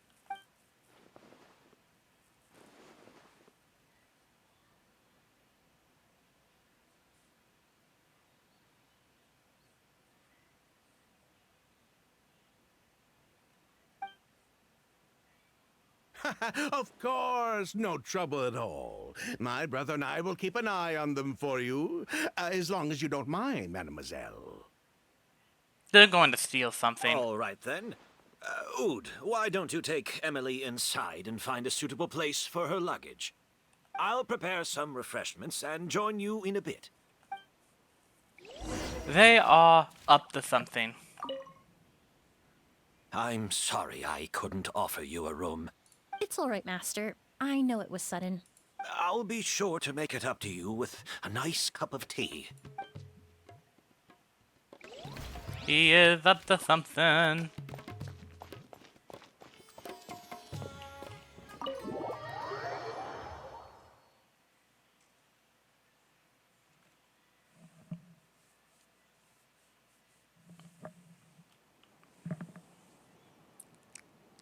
Whoa, the smell of flowers is so strong. Didn't Edgar say he tidied up around here? There's still so many flowers. Jesus Christ. Paimon took a peek through the window earlier and his house was packed with flowers. Looks like this exhibition is gonna be huge.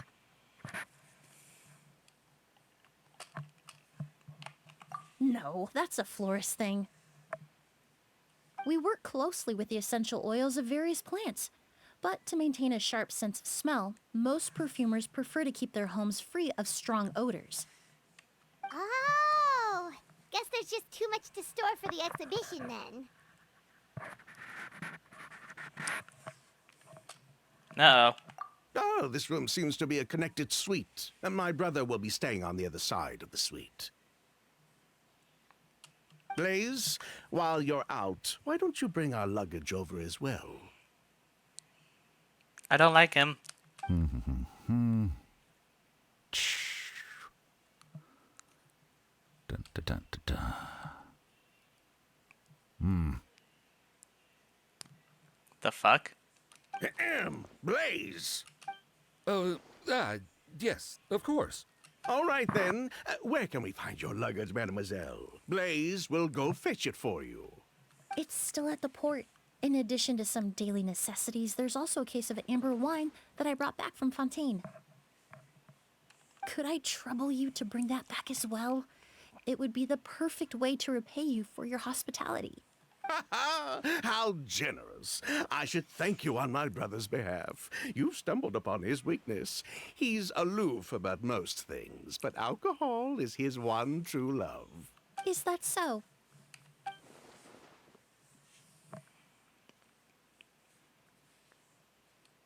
Mr. Ood, Mr. Blaze, thanks for... Hey! What are you doing? That's Master's voice.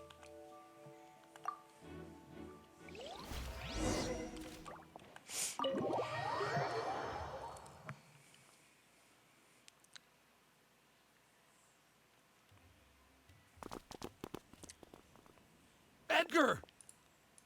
Master! Hey, Edgar! Are you all right? Can you hear me? Who did this? Kyria, August. Here we are. Hey, Edgar? Edgar! No, don't shake him. He's injured. Just leave him to me. You two can... Oh, thank you. Alright, let's do this. Investigation time. I checked. It doesn't look like anyone passed through here. Oh, but that's impossible. It's not like that kid can just grow some wings and fly away.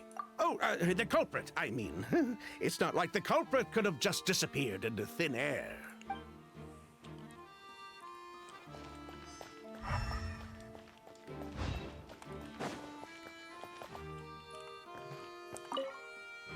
That strange smell around here.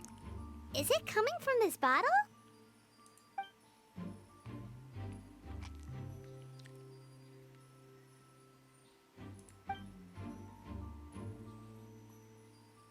Oh, really? You think so?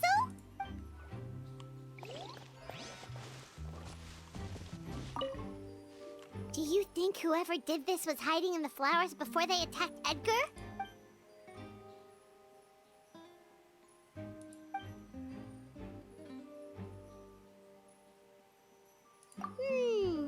True. Okay. Well, we looked all over, but the only clue we found was that bottle. The most important thing we can do now is focus our efforts on treating Master. Can you help me move him inside?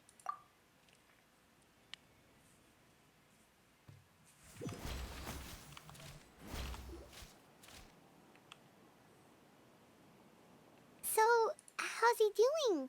When I administered emergency treatment, I discovered a residue in his nose and mouth. Master was most likely forced to ingest a certain liquid. He's still unconscious, and inducing vomiting could obstruct his airways. We'll have to look into other clues for now. Ah, yes. The scent is the same, but the chemical composition is still unclear. We'll have to do further tests to determine if it's the same liquid, and how toxic it is to the human body. But first, I do believe there are two people who could shed some light on the situation. Mr. Sylvain, Mr. Lucien. Uh-oh, she's mad. Wait, you know... Hey! Were you talking to us, mademoiselle? I'm afraid we'd never heard of those names before.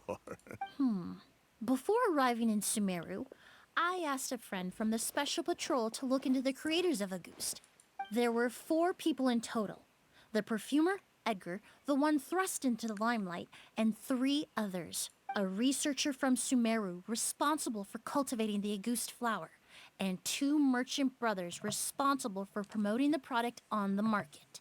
The 2 brothers capitalized on the mythos surrounding Auguste. Their actions lured in numerous speculators and profiteers, inflating the price of Auguste even further.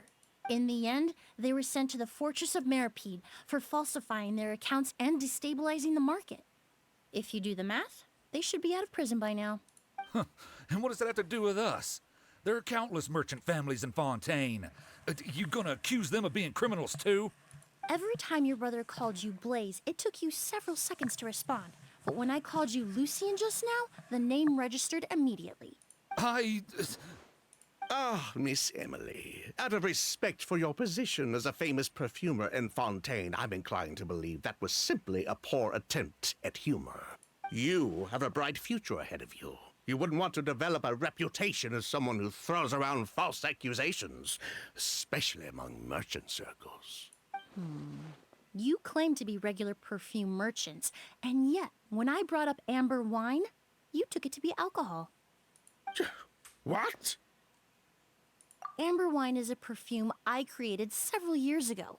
It wasn't particularly renowned, but I'm certain any respectable perfume merchant in Fontaine would know of it. Unless, until recently, they were living somewhere completely cut off from the perfume world. Somewhere like the Fortress of Meripede, perhaps? Emily, you little... Don't even try it, bud. This ain't the first time. This ain't the first rodeo, bud. Don't misunderstand, Mr. Sylvain. I don't bring this up to criticize you. No matter what happened all those years ago, the court has already passed its judgment. But Master's life is in danger. We need to learn whatever we can about the person who has done this. If Master's attack had something to do with Auguste, I would imagine the two of you might also be in danger. So I'd like to trouble you for some information, if I may. Tell me about Kyria. Fine. As you wish. Sylvain! Lucian, if this will help us find Kyria, then it will be all worth it. Besides, we've already told most of the stuff to the Maison Orderly anyway. You were right, Miss Emily. There were 4 of us at the beginning. Myself, Lucian, Edgar, and a researcher from Sumeru in charge of flower cultivation, Vijava.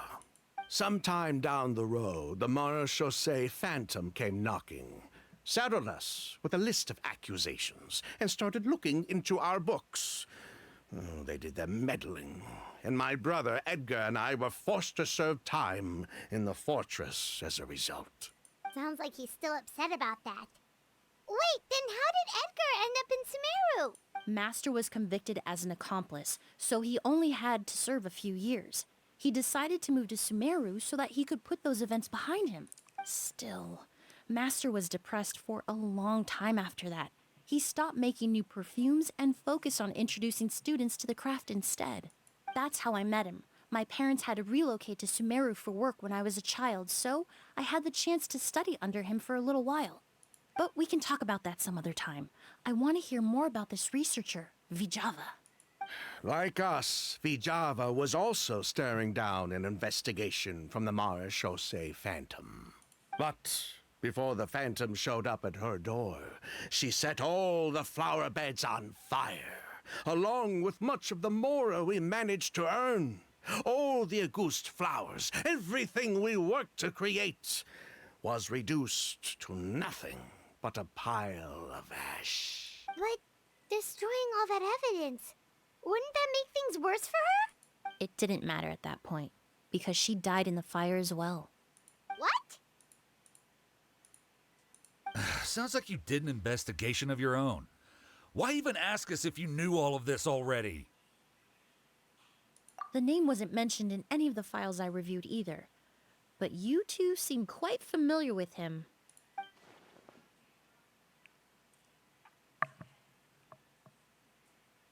Come on, tell us what you know. Kyria was Vijava's younger brother.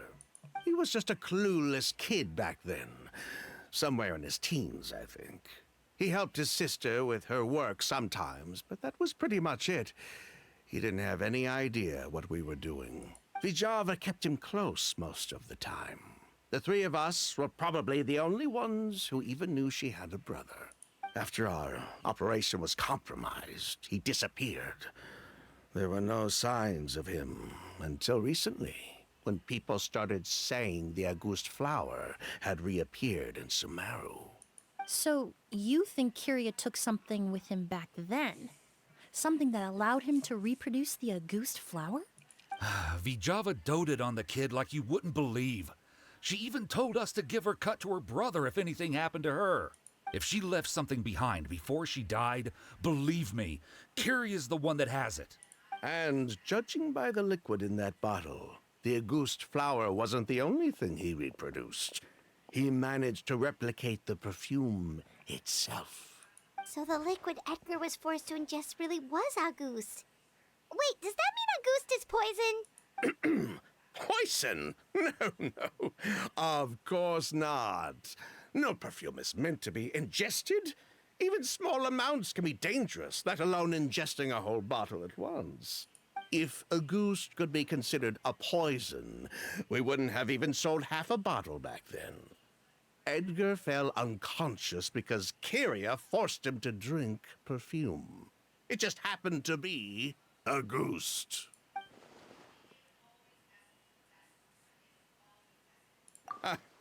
He probably thought we had something to do with his sister's death. But to tell you the truth, I have no idea why she did all that. We're not looking for Kyria because we have it out for him. We just wanted to see how he was doing. And if possible, work together to bring back a ghost. We only went to prison for a bit of fraud and market manipulation. It had nothing to do with the product itself. As long as we keep things honest this time around, bringing the product back to market would almost be like honoring his sister's memory. So that's why you never mentioned Kyria during your interrogation? Yes, exactly. We were just looking out for the kid. Anyway, that's all we know. If you're looking for information on what's in a goose, or what to do if you ingest it, there are only two people to ask. Edgar or Kyria himself. Well, at least we're able to say for certain that the substance Edgar ingested was in fact a goose. That gives us a direction for further testing. Well then, I'd say that was a very enlightening discussion. Well, glad to hear it. I don't trust them.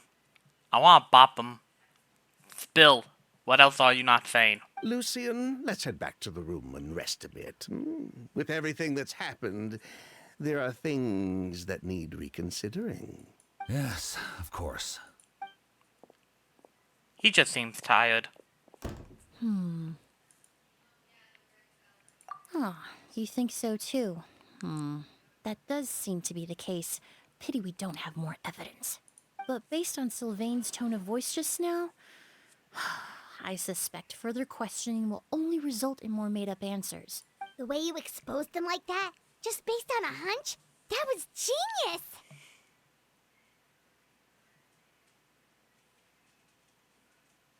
Oh, right! Earlier you said you were only sort of a doctor, and that your patients were unusual. Oh yes, that's because most of the patients I encounter are already dead. So you're a forensic doctor? Close. I'm actually a forensic cleaner. Once the forensic team and the Marachese Phantom are done collecting evidence from the scene, I'm in charge of clearing away the final traces my patients leave on the world. In fact, with just a small alteration to the formula, the same tincture used as the base of perfume can also be made into a cleaning agent. Huh. Basically, there are two sides to forensics. Those who collect evidence to expose the truth, and those who clean up the smells, bloodstains, and other substances left behind at the scene. I've learned a lot in my line of work, and I've witnessed a lot of death. But this time, we may still save the patient. Actually, Traveler, could I trouble you to report back to Tainari and the officers at Port Ormos? We should update them on the situation. I'll stay here and continue to look after Master. Now that we have a sample of Auguste, I'm hoping further analysis won't be too difficult. Let's go. Master looks a lot older than when I last saw him. I just hope he can hold on. Don't worry, he will. We'll make sure of it. But something happened, and I feel like it's those two's fault. Like they did something.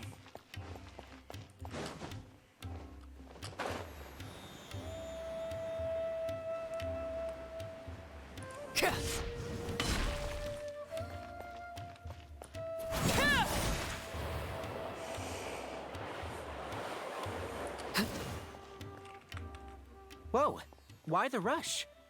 Did something happen? What? Edgar was attacked? He's the most famous perfumer in the region. Someone who's helped countless people around Port Ormos. How could this happen? Sheriff, have you received any reports of a suspicious individual fleeing through the bazaar? No, but we've got eyes all over the area. I'm sure someone's seen Kyria. I'll start gathering my forces. We won't let him get away. What about you, Tainari? Do you have a plan? I'm sure the sheriff can handle things over at the scene, and I doubt Emily needs my help looking after Mr. Edgar. But she said she's not a real doctor. Then she was far too modest. She may not be a doctor by trade, but she has a deeper understanding of human anatomy and pharmacology than most scholars from the Amorta Darshan. Not to mention the fact that Mr. Edgar's condition is related to perfume. Emily is certainly in the best position to help him. As for me, I'll head to the academia and see what I can learn about Vijava and Kirya. Oh, that's right! Vijava was supposed to be a scholar from Sumeru.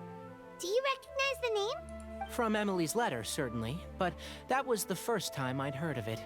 The academia produces a lot of scholars, and there are plenty of graduates who choose to pursue a career outside their darshan.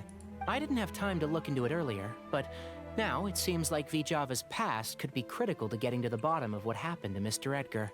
I have friends in Sumeru City that can help me investigate. With any luck, we'll have news to share by tomorrow. I'll leave you and Emily to watch over things here in Port Ormos. Alright then.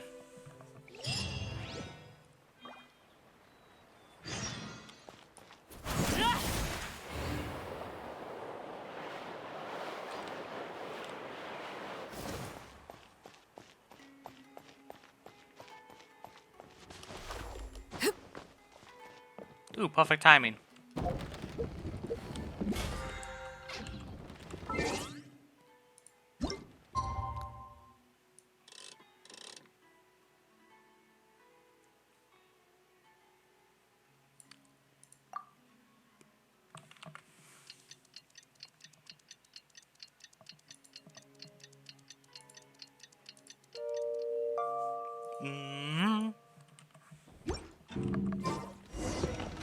Well, it's been a day.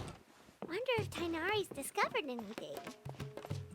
But things weren't looking good with Emily's master yesterday. We should check on things at the hotel first.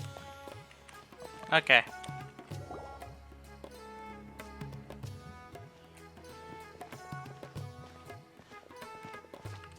Emily!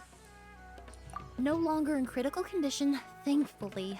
He's still very weak, but with a bit more rest, he should regain consciousness soon. My chemical analysis of a goose also went smoothly, although it certainly raised some questions. I was able to identify the components that give the substance its fragrance, but I also noticed an abnormal trace of elemental energy in the sample. Elemental energy? Hard to say. It was such a minute amount, proportionally speaking, like mixing a single drop of perfume into the ocean. I had to use one of the newest tests developed in recent years to even detect the traces present in the sample. Unless you were abnormally sensitive to elemental energy, I doubt it would have any effect, even if you use the product every day for 10 years. As for whether Master's condition was caused by the elemental energy present in the sample or some other component of the perfume, it's still too early to say. Oh, that reminds Paimon. Did Tainari come and find you? Maybe we could ask him to take a look. I received a message from him last night, but I haven't heard anything since. The message said he was looking into some information at the academia. Oh, Paimon thought he might have stopped by to see you first. Excuse me? Is Miss Emily here? Kale! Oh, perfect! Familiar faces! Traveler, Paimon, you're here too! I recognize that voice immediately.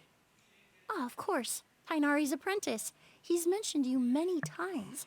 It's a pleasure to finally meet you. And please, no need for formalities. Emily is just fine. Oh, okay.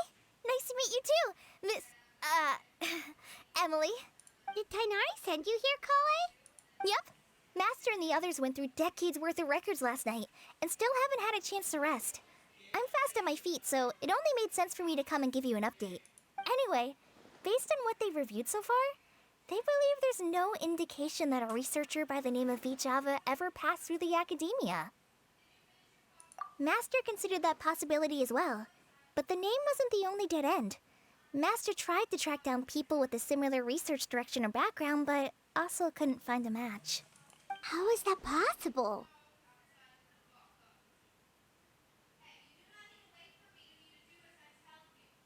It's starting to seem very likely. If we want to figure out her true identity, I'm afraid another conversation with those two merchants might be our only...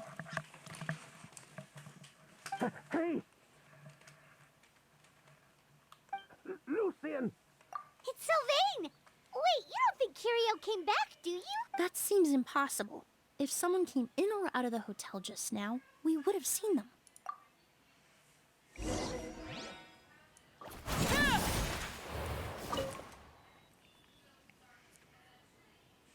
It's locked? Okay.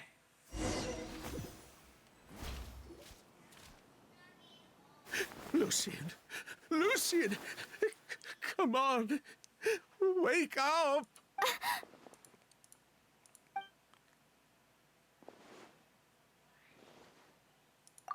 Emily, Emily! My brother, he's gonna be okay, right? He's just unconscious. Like what happened to Edgar? I'm sorry, Mr. Sylvain, but we were too late this time. No, no, that's not possible. Traveler, Kale, Mr. Sylvain has gone through a huge shock. He needs some space to calm down. Could one of you take him next door? It's not good for him to look at his brother's body like this. Of course. Leave it to me. Thank you both. Mr. Sylvain, let's get you up. Here, take my hand. Nice and slow. We'll take things from here. Just focus on getting some rest. Here, this way.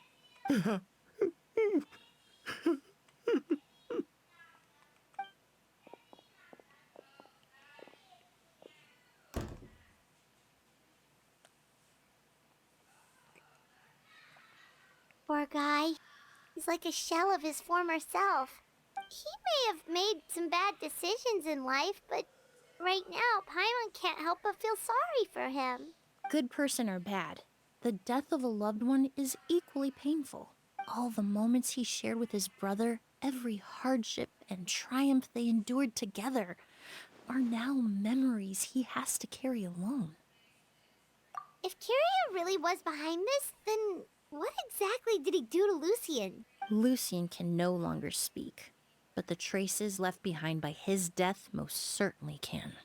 Traveler, I've got things covered here at the scene. I'll leave you to contact the sheriff. Alright, let's do this. I have a feeling I messed it up, but I said, alright, let's do Who this. would have thought?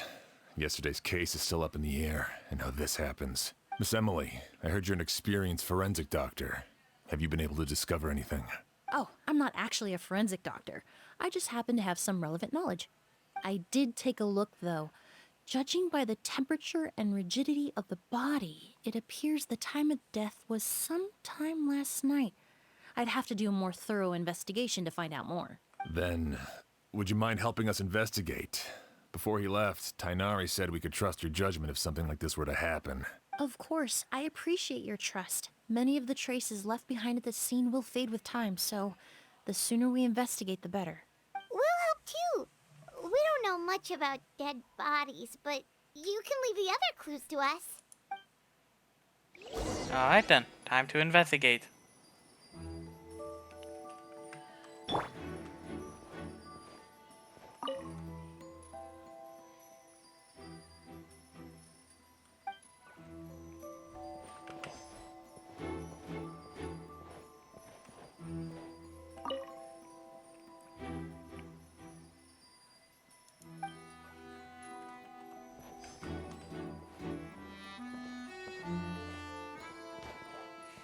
Okay, that just happened.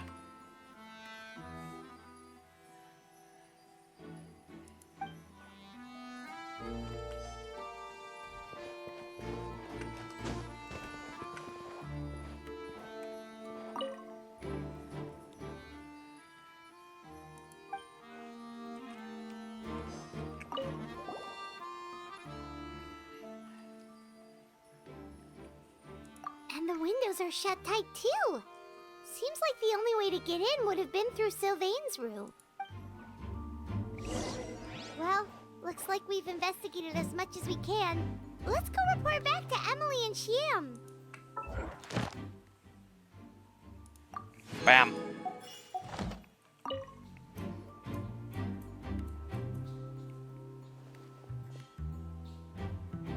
So, did you find anything? Paimon can show you. Here, it'd be something like this.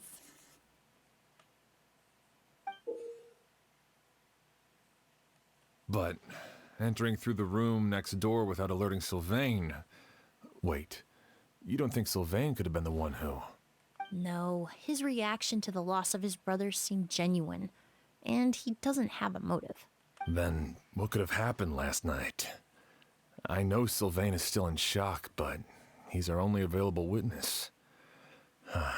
We have to take his statement. I agree.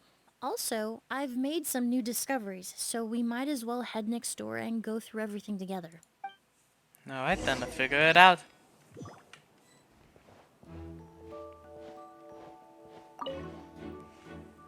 Okay.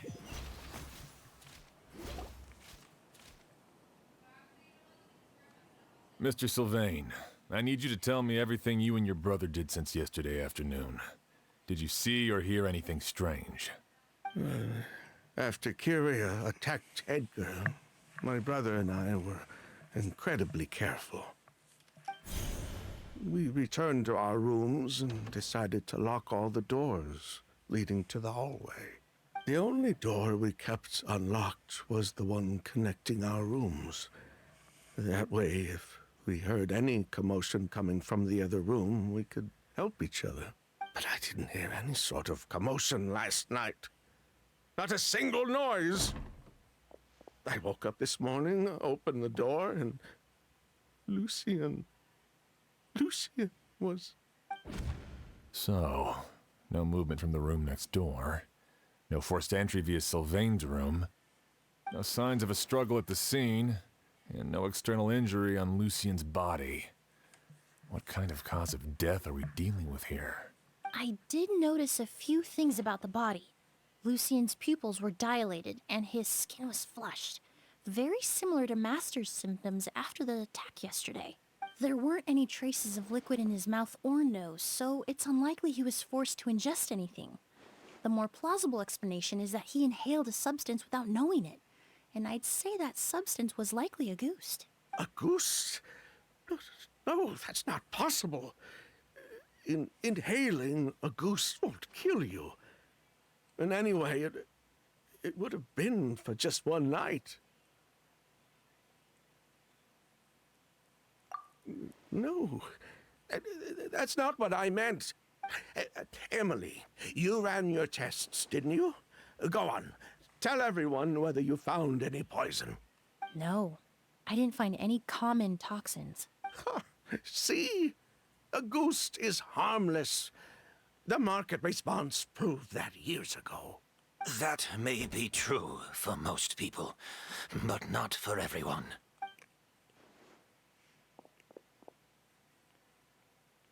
Master! Edgar? You're up and about already? Thanks to Emily, I'm out of the woods for now. Sylvain, no matter how hard you may try to hide it, the truth will always come to light. So it was poisonous. Edgar! Even if we could keep it a secret for another 10 or 20 years, do you think Kyria would just let us be? No.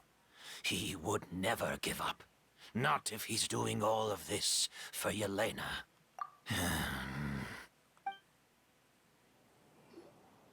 That's Vijava's real name.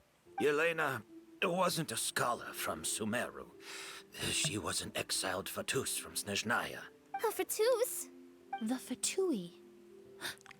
Well, that means the elemental energy present in Auguste was... Ah, so you've already detected it. Well, Sylvain, looks like there's truly no reason to hide things now. Oh.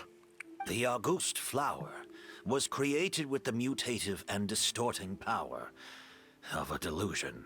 A delusion? The Fatui, delusions... I never would have thought Auguste was hiding this many secrets. Born of a delusion, Auguste contained distorted elemental energy. A prolonged exposure over many years could have a harmful effect on the body. That's enough, Edgar. I'll take it from here. At first, Yelena wanted to keep refining the perfume and the flower. But no one knew how long the perfume mania was going to last back then. It didn't have any effect on ordinary people anyway. Every day we postponed going to market was another day of lost earning potential. So you decided poisoning people was worth the risk? Listen, it's not like it was good for business. But all that talk about a goose being harmful over time, Yelena was just speculating. The impact was practically negligible. Unless you were particularly sensitive to elemental energy or had an entire bottle shoved down your throat like Edgar. You could use the product for decades and be completely fine. It may be true there are no records of Auguste poisoning in Fontaine, but even if no one was acutely poisoned, willfully bringing a product to market despite explicit knowledge of its harmful effects is still a serious crime. That explains why you were so intent on keeping Yelena and Kyria's involvement a secret all this time, despite readily confessing to all your financial crimes. The Fatui, delusions, Auguste. If the Marechaussee Phantom discovered the connection between the three, there would have been enough evidence to send you to the Fortress of Meripede for life. Yeah. Ha! If I'd known coming to Sumeru would put a target on my back, I would have been more than happy to stay there. At least that way, Lucian would still be alive. All these years without any sign of Kyria, and he pops up out of nowhere the minute my brother and I get out of prison? It couldn't be any clearer who the kid's after. Auguste was harmless before. The fact that it's killing people all of a sudden must be his doing as well. So there's bad blood between you. What about Yelena's death? Was that a cover-up too? A way to destroy evidence? I'll admit, we thought about it at one point. We took care to disguise the product circulating on the market, and no one was questioning Yelena's fake identity. But if the Marechaussee Phantom decided to look into the flower beds, it would have been the end. Yelena's ties to the Fatui, the role of the delusion, everything would have been exposed. Before we could even put our plan in motion, Yelena beat us to it. She burned all her flower beds and threw herself into the fire as well. But if her goal was to destroy evidence, there would have been no reason to do that to herself. Yeah, she could have just burned the flower beds and fled with her brother. I thought about it for a long time, but it wasn't until just now that I finally understood her reasoning. Everything she did, it was for her brother, Kyria. One of the reasons they defected from the Fatui was the deterioration of Yelena's body due to her excessive use of a delusion. She didn't want her brother to follow in her footsteps after her death. After arriving in Fontaine, Yelena continued using the delusion to cultivate the Auguste flower, weakening her body even further. There were times when she couldn't even walk. So she couldn't flee with her brother because she was afraid of holding him back. If her true identity was exposed, she and her brother would face pressure from both Snezhnaya and Fontaine. The Auguste flower and Yelena's own corroded body both bore the mark of a delusion. There would have been no way to avoid suspicion. So, in the end, she burnt it all to ash, including herself. With all the evidence erased, Kyria was free to take the Mora and run. So the wealth you earned from Auguste, it wasn't destroyed in the fire. Yelena gave it to her brother? Most likely. Before Yelena died, she said if anything happened to her, she was going to leave everything to her brother. We just didn't realize she meant our cut as well. That's why Lucian and I were searching for Kyria, to take back our Mora and the Auguste flower. We just didn't realize Kyria was baiting us the whole time. It was all a trap. But why is Kyria out for revenge anyway? Doesn't he know about Yelena's decision to sacrifice herself? I don't think he knew his sister was nearing death. Yelena always wore heavy makeup around him to conceal her deteriorating appearance. She kept herself busy with work to keep out of sight. That way her brother wouldn't notice how she could barely walk. Then all we'll need to do is tell Kiria what really happened, and then he'll give up on his revenge. I'm not so sure. Even if he knew the truth, he'd still find someone to blame. He might think Yelena was forced into using a delusion to cultivate a ghost, or something like that. It's hard to pull yourself out of that kind of hatred, especially when you've been living in that headspace for so many years. Very true. Even if Yelena's death was her own choice, I wouldn't call myself innocent either. Edgar, what are you talking about? Think about it, Sylvain. If we hadn't been in such a hurry to capitalize on the perfume mania all those years ago, do you think Yelena would have elected to take those risks? If we hadn't been so blinded by greed, so insistent on increasing the scale of the flower cultivation, do you think Yelena's health would have deteriorated as fast as it did?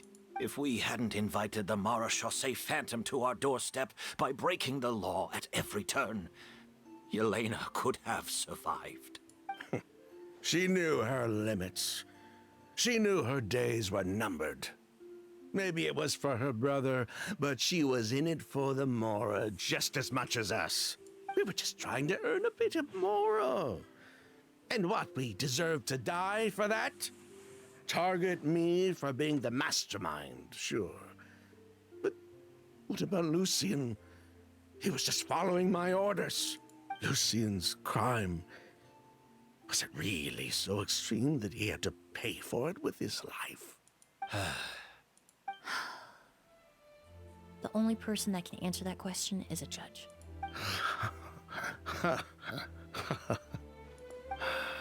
Fine. I've said my piece anyway. Drag me back to Fontaine to stand trial. I don't care. 3 people from Fontaine, 1 from Snezhnaya, and a crime committed in Port Ormos. What a headache. Well, we can only wait until the Academia sends someone to deal with it. I'm guessing we'll have to contact Fontaine as well. In any case, we won't really know anything until tomorrow. With the exhibition, we don't even have space in Port Ormos to detain anyone. Such a headache. The hotel could suffice. You could station a few officers to keep an eye on Sylvain and myself. Although with Sylvain's mental state and my physical one, I don't think you need to worry about a jailbreak. Mr. Edgar, are you saying... If Sylvain is to stand trial, then I deserve the same fate. A crime is a crime, accomplice or not. I'd just like to take care of a few things before I go. Say goodbye to my plants and all that. As for Sylvain, I'm sure he also has some goodbyes of his own. Oh, yeah, he does.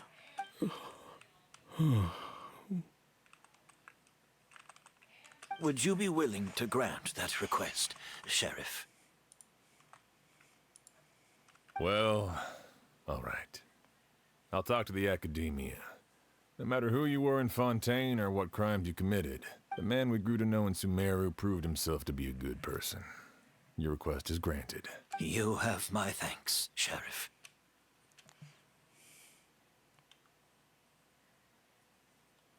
Happened tonight? Oh, you mean the possibility that Kiria might try to finish what he started? Yeah, all we know is that he uses a goose to poison people, but we still have no idea how to catch him in the act. If he targets Sylvain or Edgar again, we might not be able to stop him. That may be true, but what if we can take advantage of his desperation?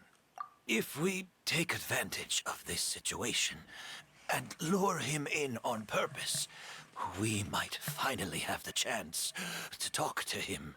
Master, no. That's too dangerous. So, that's your plan. If Kyria learns we're being taken away tomorrow, his last chance to enact his revenge would be tonight. In other words, you want to use us as bait to capture him. Capture? Not necessarily. I just want to talk. What? Are you afraid of him? Afraid? This is my only chance to make him pay for what he did. I'm spending the rest of my life in prison anyway. I can't just sit back and let him ride off into the sunset with our fortune. There's no way I'm letting him get away with it. Not after what he did to Lucian. As for the danger, everyone else just needs to make preparations in advance to protect us. I'll admit, it could work. We just need to spread the word that Edgar and Sylvain are leaving tomorrow. Then I'll station some of my men around the hotel. If we have your assistance as well, our chance of success would be even higher. I still have some reservations. But if you insist on carrying out this plan, I won't deny you my help. I'll also keep watch. Although I think Sylvain and myself should remain alone in our respective rooms. If Kyria noticed another person in the room, he might decide to turn back. And besides, it's possible he's already transformed Auguste into a potent toxic gas. You mean if he doesn't see a way to get his hands on the two of you, he might get so desperate that he'll just start using Auguste on everybody? If that were to happen, everyone's standing guard. Even the innocent citizens in Port Ormos would all be in danger. That's why everyone else needs to keep to the shadows. Oh, man. You're still recovering. You need to rest. This old pack of bones doesn't bounce back like it used to. I suppose I'll just have to leave the rest to you. All right, we can figure out a plan to keep watch later. Right now, I say we split up, start spreading that information before it's too late. All right.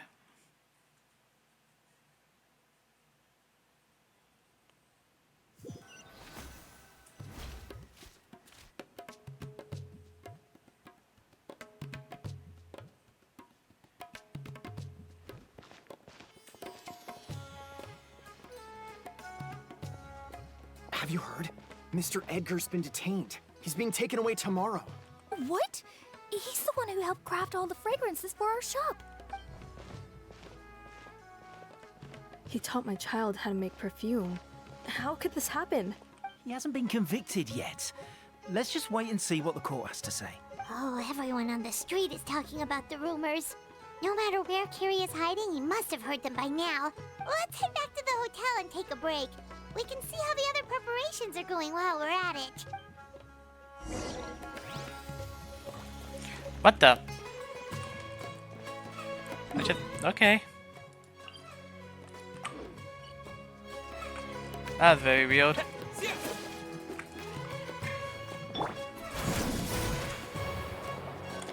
But I'm gonna end it here. It's been over a few 2 hours.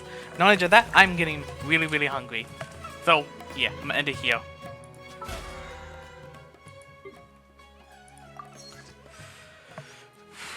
Yeah, I'm gonna end it here and start streaming tomorrow. After I donate, of course.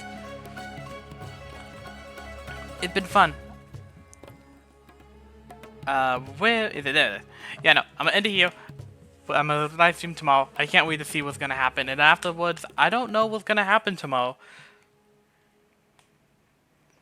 Besides trying to do the event, I might do some League of Legends or maybe some other games.